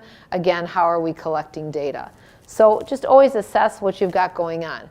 So some examples of what mentoring might look like at a Tier 1 level. So breaking it down into Tier 1, 2, and 3. Tier 1, in a staff meeting, A school actually did this, and it was pretty powerful. They had a staff meeting, and the staff came to a consensus on what it means to have a relationship with a student. So they talked about that first. Well, what's it mean if you have a connection or a relationship with a student? And they kind of jotted stuff down on paper, and everybody came to consensus. Yep, this is what we mean when we say you have a relationship with a student. So once we were all on the same page there, and we knew that, they had, in this case, they had not only names of the students, but they had pictures. So they put pictures up along the walls of every student in the school. They were all up, every student, okay? And they asked these teachers to move around the room and place a dot by the student that they feel they have a relationship or a connection with. So they'd go along, and then you had your little stickers, and you would just go ahead and you go, yeah, that person, that kiddo, and you just put little stickers underneath the students that you felt you had connections with. And they found when they got done, there was quite a few students that didn't have one dot under there. Not one of all these staff members in the school with all these students. So any student who didn't have a dot, or not as many dots, they then matched up with an adult to kind of be an informal mentor to them. So we had, this student that didn't have anybody, I might now become his informal mentor. Just touch base with him. If he didn't know me, introduce myself. How's school going? Is there anything I can help you with? Hey, feel free to stop in my room anytime. Let me know how things are going. So they made sure that those students that had no dots by their name had someone that they now knew connected with them in the school. So it was pretty powerful. I think I'm trying to think of the data of this particular school that did this. I thought there was like 36% of the students, and I could be wrong, so I don't know if this is right, but 36% of the students maybe that didn't have a connection, didn't have somebody that they knew. That's pretty high. So interesting, something to think about, something for a lot of staff. They try it, they put the pictures up and just see, are we missing a lot of kids here? So it's a way to identify those students and then provide them with some kind of informal mentoring as we connect them up with a staff member. An example of looking at Tier 2 with mentoring, well, we saw this earlier if we had a modified check-in, check-out. We saw this chart, this example. Well, now we're just really going to pay attention to the top line, which is access to adult attention. Again, these kids need adult attention. Perfect. Mentoring, let's make that connection. So here's some ways at a Tier 2 level. Check in extra times during the day. See that person that kid really associates with an extra few times a day, before lunch, after lunch. There's a specific check-in person. We mentioned the librarian. We mentioned the custodian. Kids are really attached sometimes to those kids. I had one student who really just loved the custodian and just followed him around as he swept the floor at lunch. That's what he did. He didn't want to go out and play. He just walked with the custodian as the custodian was cleaning tables and sweeping the floor. So that would have been a great mentor for that student because he so looked up to him and liked his job. And actually the custodian started letting him starting to sweep and do some things and help him, and the kid was in heaven. So it was really kind of nice to see. But a great way to use that adult attention function and connect them up with a mentor. Lengthening their check-in time. Give them a little more time. When we train check-in, check-out, we say it's pretty quick. Student comes in, hey, here's your daily progress report card. Here, let's remind you of the expectations for the school. We're respectful, responsible, safe. Let's set your goal, and then they're gone. You might allow a little extra time for that student that you may kind of informally mentor. Give them a little bit of extra time to sit there and talk with you more than just a quick in and out and quick going. So allow that check-in time. And then the last is create a specific goal percentages to meet during the day. So again, thinking of that function and of students that really crave that adult attention and what that can look like through a mentoring lens for those kids. Tier 3, looking at Tier 3 at a mentoring level, again, we're kind of moving up the triangle. Anybody heard of Check and Connect? It's a published program.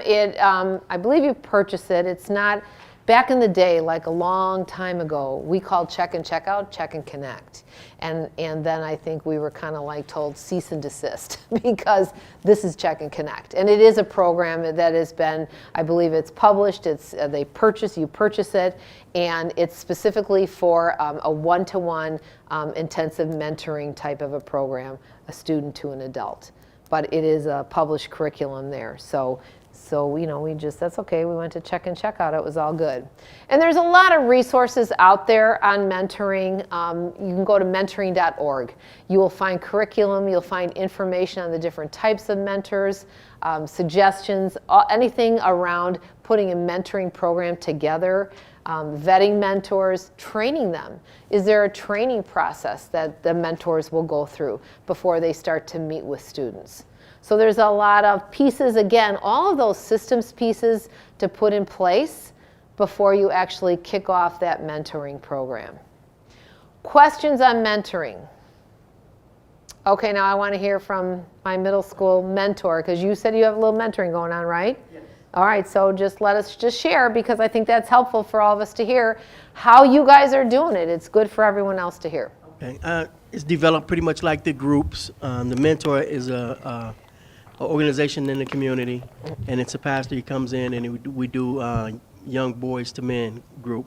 Okay. And what we do, it's a group mentoring.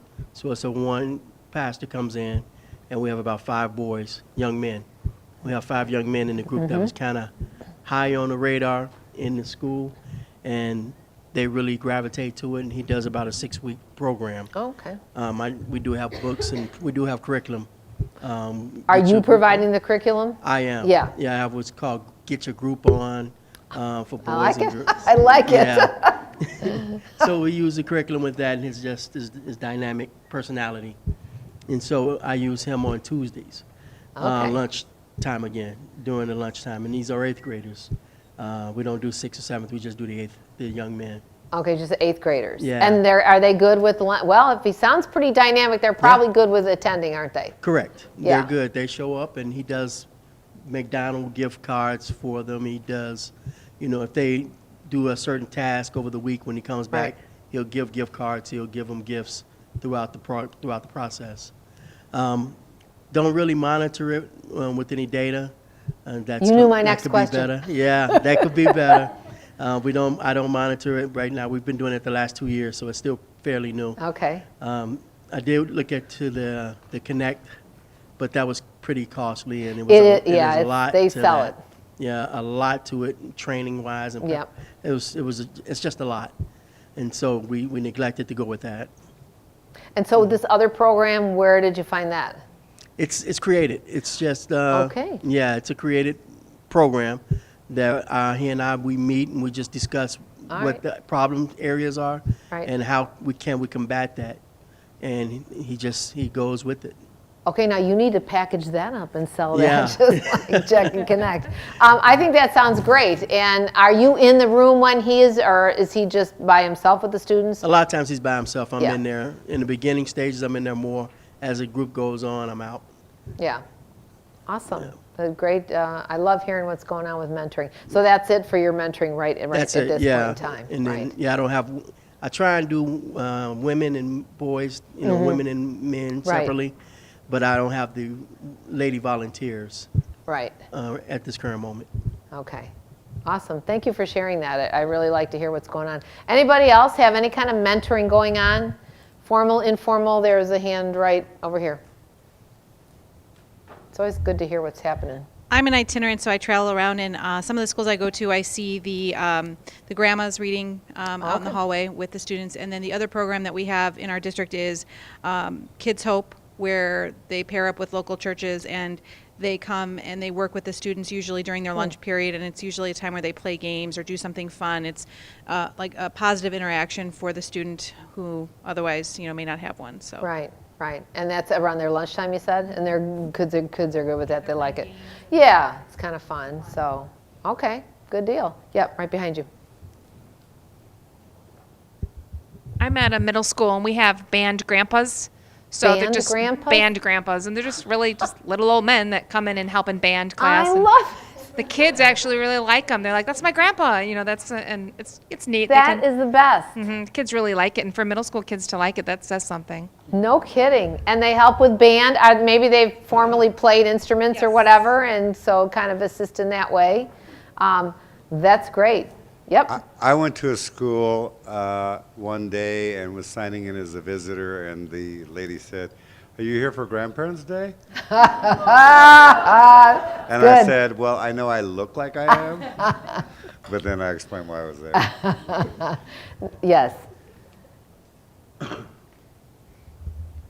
I spend a lot of time at high school, and we have what's called Guide Right. It's available to any of the students, so it's actually a Tier 1 mentoring. Okay. And it's facilitated by several of the pastors in our community, as well as one of our parapro permanent subs, and it's open to anybody to come during their lunch period. They do take attendance, so there is some accountability, and they basically help most of the pastors as well as the parapro. You know, the target audience are black men and black girls to go in and how to behave Christian-like and stuff. They don't teach the Christian, you know, religion, but they teach the values. And they have a reward system, and a lot of times, like, they'll get tickets to one of the baseball games, like either the Cubs or the Sox or something. So they have to follow a certain curriculum and behavior and things like that, and they're checked up upon, and then if they meet the criteria, then they're eligible for these field trips. So there must be some way they're collecting that data to ensure. They also take them for college visits. They also take them to the junior college. So it's part manners, it's part morals, it's part getting them ready to be adults. Right. So it's been in the building 7 years. Nice. Yeah. And every year there's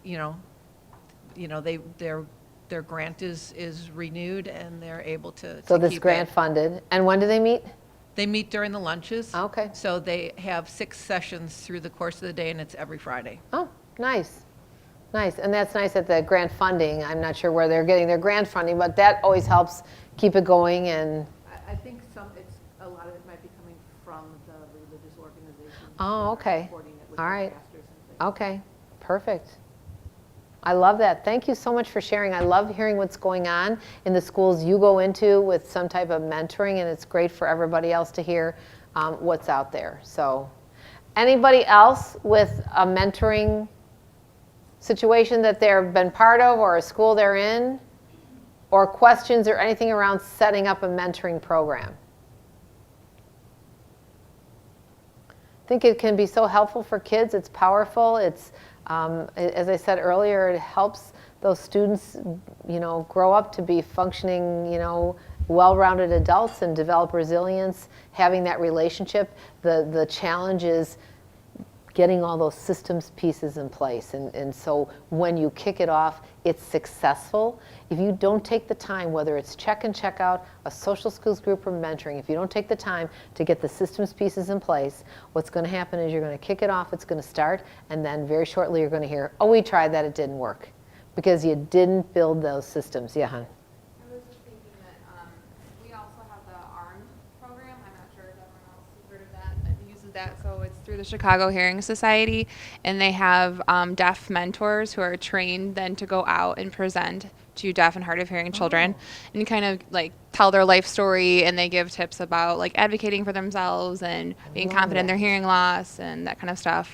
We usually have one presenter every month or every 2 months. I know there's been a recent change in contact for the person coordinating that, but that's also available for people who are. I love that. Did everybody hear that? It's called children. ARMED? Yeah, ARMED. Wow, that's awesome. Love that. Okay. Anything else around mentoring before we move on? All right. So we're going to move into professional development. You've heard me talk about this several times today already, about how important this piece is, the PD, the training.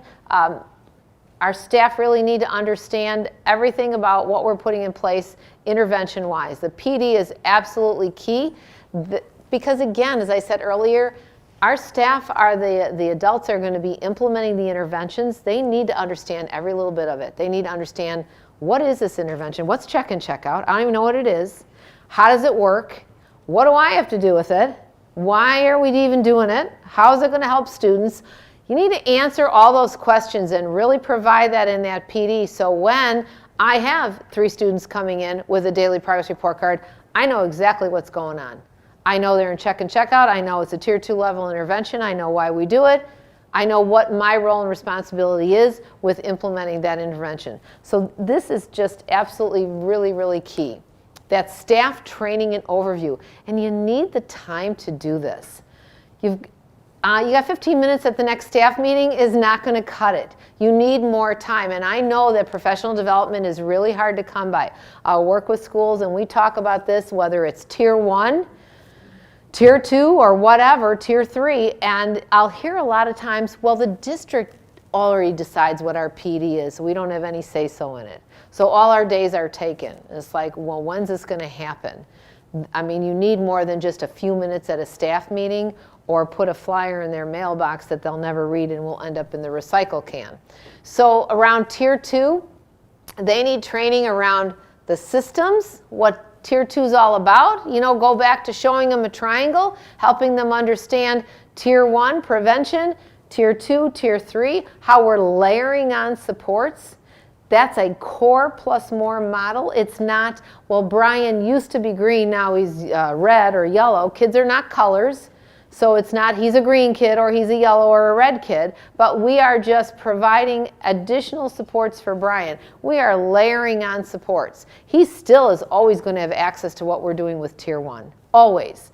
But now we're layering on some additional supports that he needs. So that's that whole tier 2 systems conversation they need to understand, as well as the specific intervention, that training for the staff.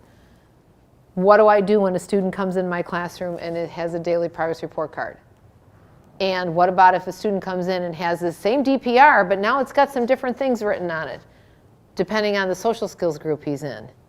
So our staff really need to be aware of all that, because they, again, are the ones that are implementing that intervention. So it's that comprehensive understanding for all. You can show videos. We saw a quick little video this morning of what it looks like in a middle school, a check and check out. There's a lot of videos out there. You can look at them on YouTube. But that's just a resource. That's a supplement to actually the training that you need to provide. It can't be just, here, watch this video and now you got it and we're good to go. That is not enough. It's just a supplement. We need to provide direct training for our teachers. That means that we need to train them in behavior-specific praise and corrective feedback. Those are the 2 biggies. We went through those this morning and you guys practiced those. Giving a good behavior-specific praise statement. Math class is over. Brian brings his daily progress report to me. Hey, Brian, let's take a look here. Math was pretty good today. You were respectful. You worked really nicely with your partner. You were responsible. You were on time, had your materials out, and you were safe. Everything was around you. Materials stayed on your desk. I really appreciated. You got all your points. That's a very behavior-specific praise statement to Brian. He knows exactly what he did under each of those respectful, responsible, safe in my math class, that he earned all those twos. We need to train our teachers in that. They don't just, that just doesn't, like I said earlier today when we practiced that, it doesn't just flow naturally. They need to practice that. They need to know the steps to a behavior-specific praise statement. They need to be doing that back at tier 1 all the time with all the kids. The same with an error correction. So Brian, I tell him he gets his 2 in respect and 2 in responsible. Those were great in math. However, I saw your pencil going flying across your room because you're trying to get your friend's attention. So let's talk about that a little bit. And go through the steps of an error correction. You were throwing the pencil. The expectation is all materials stay on your desk, and that's being safe. So for today, this is going to have to be a 0 because someone could have got hurt. So what do we need to do differently tomorrow so you can get that 2? Error correction. Teachers need to be taught that. They need time to understand the steps to a behavior-specific praise statement and an error correction, and then they need to have time to practice it. Again, they should be doing it at tier 1. So when they have to do it with Brian at tier 2 check and check out, it's no biggie. They got it. They know what they're doing. They know how to give that feedback. So that's all part of that training. is the understanding, the explanation, giving them, modeling it for them, and giving them time to practice that. That's going to take more than we have 15 minutes at a staff meeting. So the school needs to add what it's going to look like in their school. What's Tier 2 going to look like? Well, how in this school, what data are we going to look at to use to identify students? Here's the data pieces we're going to look at, the data points. We're going to explain to our staff about the referral and request for assistance. If you have a student you really feel that will benefit from check and check out, we've got these requests for assistance forms that you can fill out and give to the Tier 2 coordinator so we can get that student in the intervention right away. We need to explain to them about the reverse request for assistance. You may get this in your mailbox or in your email inbox that says that Brian's been on check and check out. We're looking at his data. He's really not doing well. It's not a successful intervention for him. Here's the reverse request for assistance. Where would you like us to go next? What is your recommendation? What are your suggestions as his teacher? So they need to understand what all these different forms are and what they do is with the student and how they interact with the student as part of the student being on a check and check out or a Tier 2 intervention. Also have to introduce that daily progress report card and a detailed explanation of how the intervention is going to work. And remember, the student might be on the intervention, but it is the adult that is implementing the intervention. So they need to really understand that as well. So I keep wanting to do this, so I have to come over here. Student participation, all right? We need a student training developed. How are we going to train our students? I don't want to say to Brian, here, you got to start carrying this card, and you're going to meet Miss Brown in the library every day. I said earlier, talk it up, make it exciting, give it a name, make it very cool. It's easy to do, but now I need to do some role playing with Brian. I need to walk him through the whole thing. This is the card. Here's the school-wide expectations. This is what's going to happen at the end of every period. You're going to have this conversation with your teacher. He needs to understand what it's going to look like as well. And helping that student respond to redirection from the teacher. So training those students who might need some extra support when I say to Brian, well, I saw that pencil go flying across the room. You're going to get a 0 for being safe today. Some kids could lose it. Oh, I'm getting a 0, what? And now we've just kind of went off the rails. So giving that extra support and training for those students to how to accept that 0 if that happens, and how we're going to have a conversation to help him realize what he needs to do differently and understand for the next day to get a 2 or to get a 1 and to bring that 0 up. So we want to definitely develop that student orientation and that student training. Where is this going to happen? When is it going to happen? Is there a certain time of day? Do we have this built in?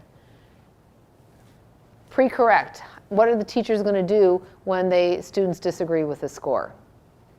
So a lot of pieces to the student training, to developing what the student is going to need to know before he goes into check and check out. All of these pieces you put in place, the systems pieces, the training, are just going to set this intervention up for success. If we don't do our due diligence with getting it all right and preparing our students and our teachers, it will fail. And then we're going to hear, this intervention doesn't work. And it's not because of the students, it's because of the way we didn't set it up for success. How are we orienting our families? All right, what about the families? All families as well as what we're providing in this school for Tier 2. Do we inform them at a registration process? Do we have an open house? Do we have a curriculum night? How do we let them know? Through a newsletter, through an article? Some way we need to let parents know that in this school, we are respectful, responsible, safe. And this is what we're all about. They need to know that first of what we're doing at Tier 1. We're the eagles and we soar. And you may have a student that earns an eagle feather. And this is why they receive that. They need to know all the components of Tier 1. We also have check and check out, which your student may be involved in at some time this school year. We need to let our families know. Need to know that when Brian comes home the first day with his first daily progress report card, the mom knows what this is and knows how to give feedback to Brian. She's going to look at that and go, Brian, how's your day today? And then he gives her his copy of the daily progress report card. So let's take a look at that. Let's talk about your day. And then the parents can give feedback. They need to know that. So those families of students that are starting on Tier 2, it's really best if a phone call is made directly to the family. Some schools say, well, you send a letter home. That's pretty impersonal. A letter is a great follow-up that explains everything because they might not get it all on the phone. You know, they might hear it and go, oh, yeah, okay, but then a follow-up letter to really explain, check in, check out. But pick up the phone, and again, delivery is everything. Hey, Mrs. Bender, I'm Brian's teacher. I want to tell you about this great program we have at school. I think it really might help Brian, both behaviorally as well as academically. And by this time now, Mrs. Bender, Brian's mom, knows that he's been having some struggles at school. So, you know, if you got a few minutes, I'd really like to explain a little bit to you about it, see what you think. We think it really might help Brian stay on track. They're going to listen to that versus a negative connotation phone call that says, yeah, Brian's got to start carrying this card now, so look for it every day, it's coming home. Delivery is everything on getting parents to understand and to buy in and to be accepting of Brian going into this intervention. So make that phone call, be positive, talk it up, follow it up with a letter. You may need to check with your districts, is there a certain consent that needs? Some district, everyone's different. Some districts need parents to actually sign on the dotted line, my student can go in this intervention. Others, kids can just go in. So it really varies from district to district on what the policies are around that. So families, important. So again, now you're thinking about that. We're setting up the system, we need to train our staff, we need to train our students, and we need to train our families. We need to inform them in some way. There's a lot of key stakeholders that need to know what's going on with this intervention for it to be successful when you start rolling it out. Have that homeschool communication ready, whether it's a copy of the DPR. I mentioned earlier some schools do the two-part little NCR form and you tear one off and it goes home, and one is for data collection. This is another example. Student's name, I met my goal today, or I need to try harder tomorrow. One thing I did really well today, something I need to work on tomorrow. And then the signature. So some type of communication that's going to go home to the parents so they know how that student's day went. Here's an example of information for staff. It's a lot, you're not going to be able to read that, but one school actually, they provided the training and the PD, but then they put it in writing for the staff. And I think every staff member in this school had a binder, some type of a binder where they kept everything in there around PBIS. So this is just explaining, check and check out. And all the bullet points around check and check out. Here's the decision rule for entrance. Here's the monitoring piece of it if they're responding. And then what happens if they're non-responding to the intervention. So it's a nice written follow-up. Here it is. We wrote it all down. This is what this intervention looks like in the school for the teacher. Then we've also got a boys leadership club. So we spelled out for them and explained what this boys leadership club is. The decision rules for entrance into this boys club and if they're responding to the intervention. We also have some open groups, some SAGE groups. We have 3 different groups in the school: conflict resolution, coping skills, and friendship. So that school had 3 groups: coping skills, conflict resolution, and friendship. Here's the decision rules for entering. And we also have mentoring going on here. So here's mentoring. It's big brothers, big sisters. And here are the decision rules for entrance. So they just put it all down on paper. They took all of their Tier 2 interventions and detailed them very succinctly for their staff to have as a reference guide. So now school year is going on. Brian's starting to pop up. I see things bubbling. He's getting a lot of minors. Things are happening. I can refer back to this so I can see what interventions are we implementing in this school that are an option for Brian to get him some additional supports. So that's one example. They actually typed that up and that went in binders. This is actually on, they put this on the teachers' access to their website.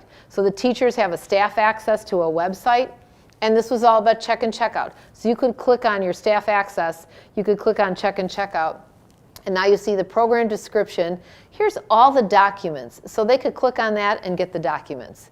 the check and check out cards, the homeschool communication, everything that they developed at this school.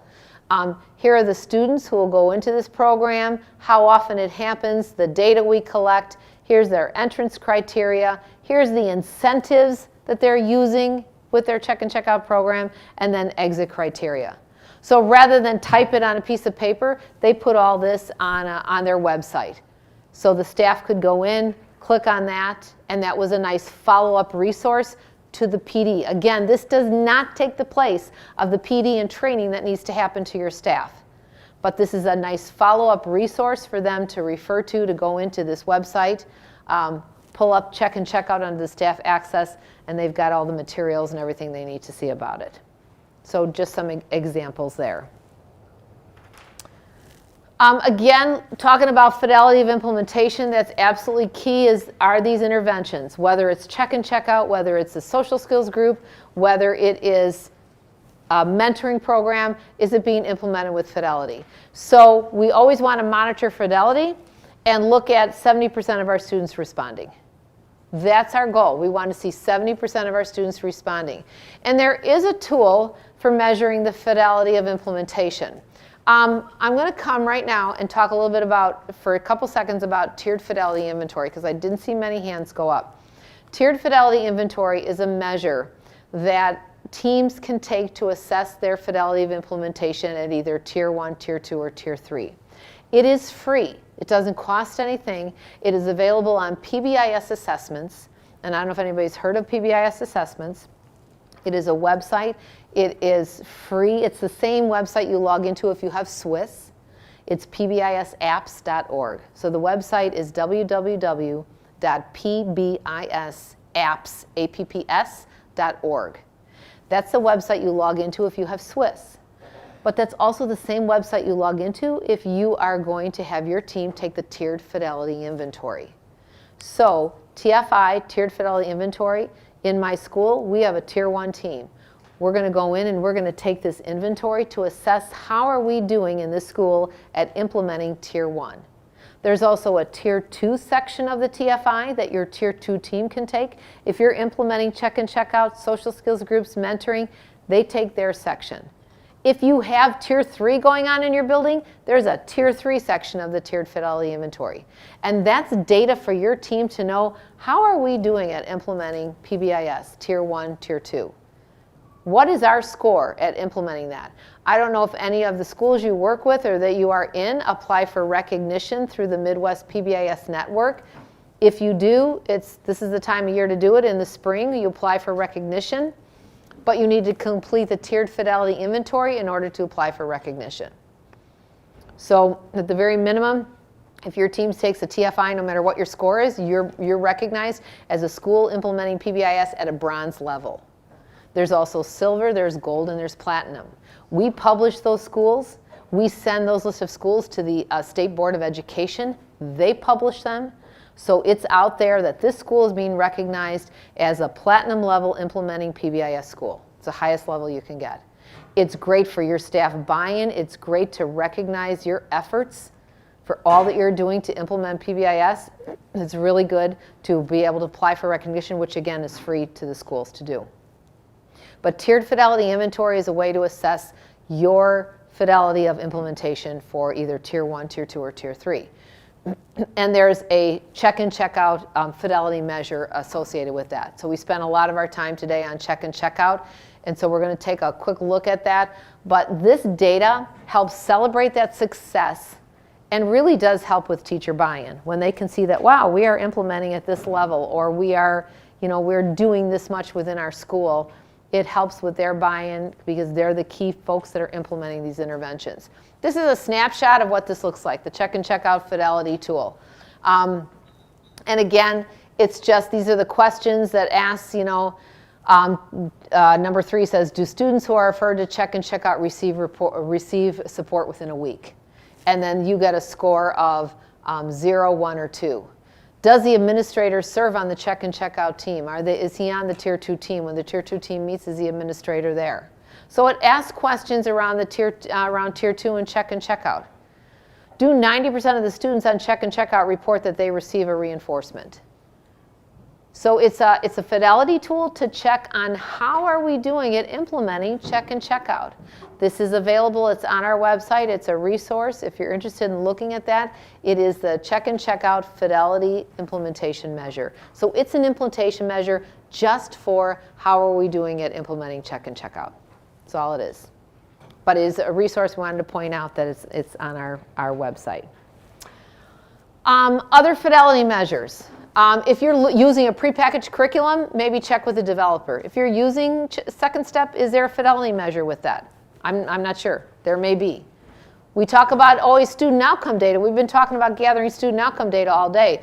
But fidelity, is it being implemented by the adults? So does a prepackaged curriculum have a fidelity measure or not? We want to make sure that that intervention we're implementing is meeting all those critical features. We saw that a little bit earlier, the critical features defined by the tiered fidelity inventory. You can develop some self-assessment checklists. Develop some quick method so you know that it's actually being done. If I'm the coordinator for the social skills groups and I have 3 groups going on in my building, I want to make sure that's happening. So I may need to develop a quick fidelity check to see that it's actually happening. I may check with them, hey, how did your group go today? How's things going this week? I may pop in on the group. I need some way to check and ensure that that intervention is happening. So the fidelity piece is just as important as the student outcome piece in looking at your data and determining are things successful. Does this look familiar to anybody? Is this tool like foreign, or has anybody seen this? This is a tier 2, 3 tracking tool. It's also on our website. We like to give as many resources as possible to schools and teams and districts to help you with this work. But this is just a means of, for each month of the year, I can indicate for check and check out how many students are in and how many students are responding. So we want to know, are we seeing the correct number, percentage of students responding to indicate that this is an effective intervention? I can track that for check and check out. For my social skills groups, here's kids that are individualized if we have to modify their check and check out. Here's brief FBA, and these last 2 are tier 3. Those are the tier 3. So it's a tracking tool that is available as a resource for teams to start to track month to month. If we have a lot going on in my school, I need something like this to keep track of all of it, especially if I'm the tier 2 coordinator. I need this information from my check and check out coordinator and my social skills group coordinator and my mentoring coordinator. They're going to give me all of this information here. And I can look at the number of students in and the percentage of students that are responding. So again, a resource, just wanted to provide that, show you that. It is an option if you are in a school that's implementing a lot of different interventions. It's a good way to keep track of that. And then you see here at the bottom, you've got your averages for the year. So if you haven't been on our website, go on. There's tons of material. I mean, tons of content, lots of materials, lots of resources on pretty much any topic that you can think of. So feel free to go on there, look around, take a look at it, because it's there for you guys to use. Also, I would suggest PBIS.org. That's the website of the National Center. There's a lot of information and material on that as well. So that's that National Center Organization website. They have a lot of technical assistance briefs, a lot of things recently on equity in education, a lot of good information on disproportionality with referrals. It's excellent. A lot on ethnicity, really, really good technical assistance briefs. Again, this is the tiered fidelity inventory that we were talking about. I don't know if you're on a school team that hasn't taken that yet. You might want to bring this back to them, because the spring is usually a great time for teams to go ahead and take that. It assesses your team, your interventions, and your evaluation. So it's just all the efforts that your team is doing, meeting, implementing interventions. How are we doing? Is this even making a difference? Are we seeing an effect in our students, in our school, in our climate and culture? The tiered fidelity can give you that information, that TFI. Questions as we hit here? And we're going to have lots of time then for you guys to have any questions, or I know you've got an evaluation. Yep.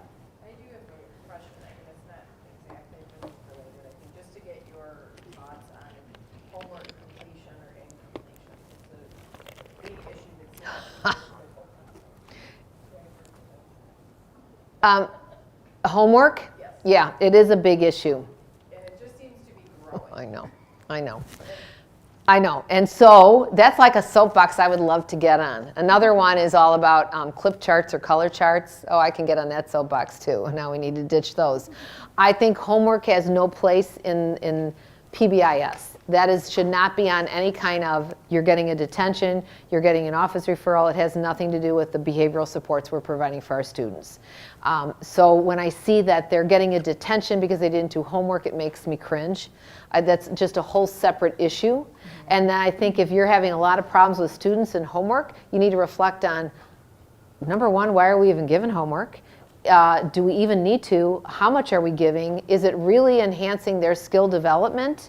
Or are the kids taking it home and not getting it done, or parents are doing that? You really need to reflect on all those reasons of why we're even doing homework. If we're up to me, I'd say get rid of it altogether. Would you like to come discuss that with her? Sure. Yeah, I'll be happy to hop on that soapbox and do that. But yeah, I just, that it is so counterproductive to what we're doing with positive behavior supports to say, you didn't do your homework, now you get a detention. You didn't serve detention, now you get in school. You skipped in school, now you get Saturday school. I mean, it's like, where does it end? So yeah, the homework thing's got to go.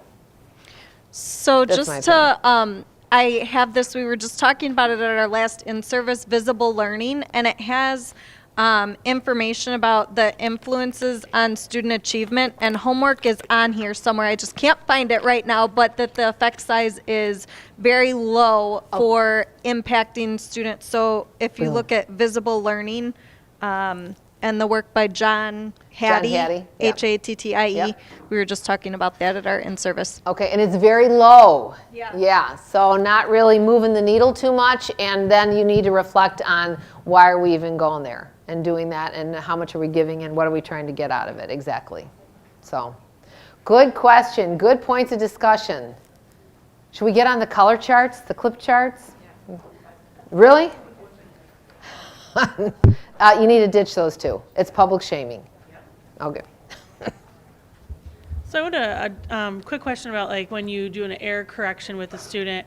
You know, if you're in a middle school setting, would you do error correction when it happens? Would you do it? Would you do it at the end of the period and give that 0 score? Because like you said, sometimes the kid will have a negative reaction. So if you do an error correction and they have that, you're getting a 0, you just threw a pencil. So it's 5 minutes into the period. Right. You have 45 minutes left. Then that kid will sit there and just, like, what do you do? Right. You know, with that kind of If that he situation? did that 5 minutes in the period, you need to go and take care of that in that moment if possible and have that error correction with him. I wouldn't even talk about what's going on that DPR card until it's the end of the period, and now we're going to discuss how the day went and how your period went. And then we get to safe. And, you know, Brian, earlier I had to talk to you about when you threw that pencil 5 minutes into the class period. So let's discuss this a little bit more, and this is why you're getting the 0. I wouldn't say that to him in that moment, like, well, now you got a 0 on your card. You just blew that one, and we're only 5 minutes into this math class. But if you all possible, you want to do that error correction, that specific error correction, in the moment as possible as you can. Quietly, privately to the student. I wouldn't do it in front of the whole class if Brian's back there and I'm like, hey, Brian. But you want to do that as quickly as you can after that, you know, inappropriate behavior occurred. Yeah, and then you'd bring that up again at the end of the period when you're giving him those scores on the DPR. And you end up with 2 blow-ups. Well, I'm hoping he wouldn't blow up with the first error correction. I mean, I'm just saying, Brian, I just saw that pencil flying across. The expectation is, you know, you keep your objects to yourself. That's being safe. Please show me you can do that. I see Brian now keeping his objects to himself on his desk. Now what am I doing? Now I'm going and I'm delivering a behavior-specific praise statement immediately to Brian. Great job. Thank you so much. Here's a B-buck. You kept all your materials on. So you want to give him that opportunity to show you can do it, but then follow that up with acknowledgement that you're noticing that, for sure. Okay, any other questions? Comments? Makes sense? Tier 2, is it kind of straighten your heads on what it looks like? It's not going to look like that in every school. Not every school. I work with so many schools say, we're just barely getting into check and check out. That's great. Then that's where you focus your efforts. Other schools, yep, we do check and check out. We have social skills groups and we have some mentors coming in. Great. As long as we are taking the time to set up the system so it can be successful for our students. The systems and the training and then the implementation. All right. Was there an evaluation or something that everybody needed to complete, did you say? Yes, everybody has the evaluation form. When that's completed, you can bring it outside and you will get your evidence of completion. Thanks, you guys. You were great. Thank you very much.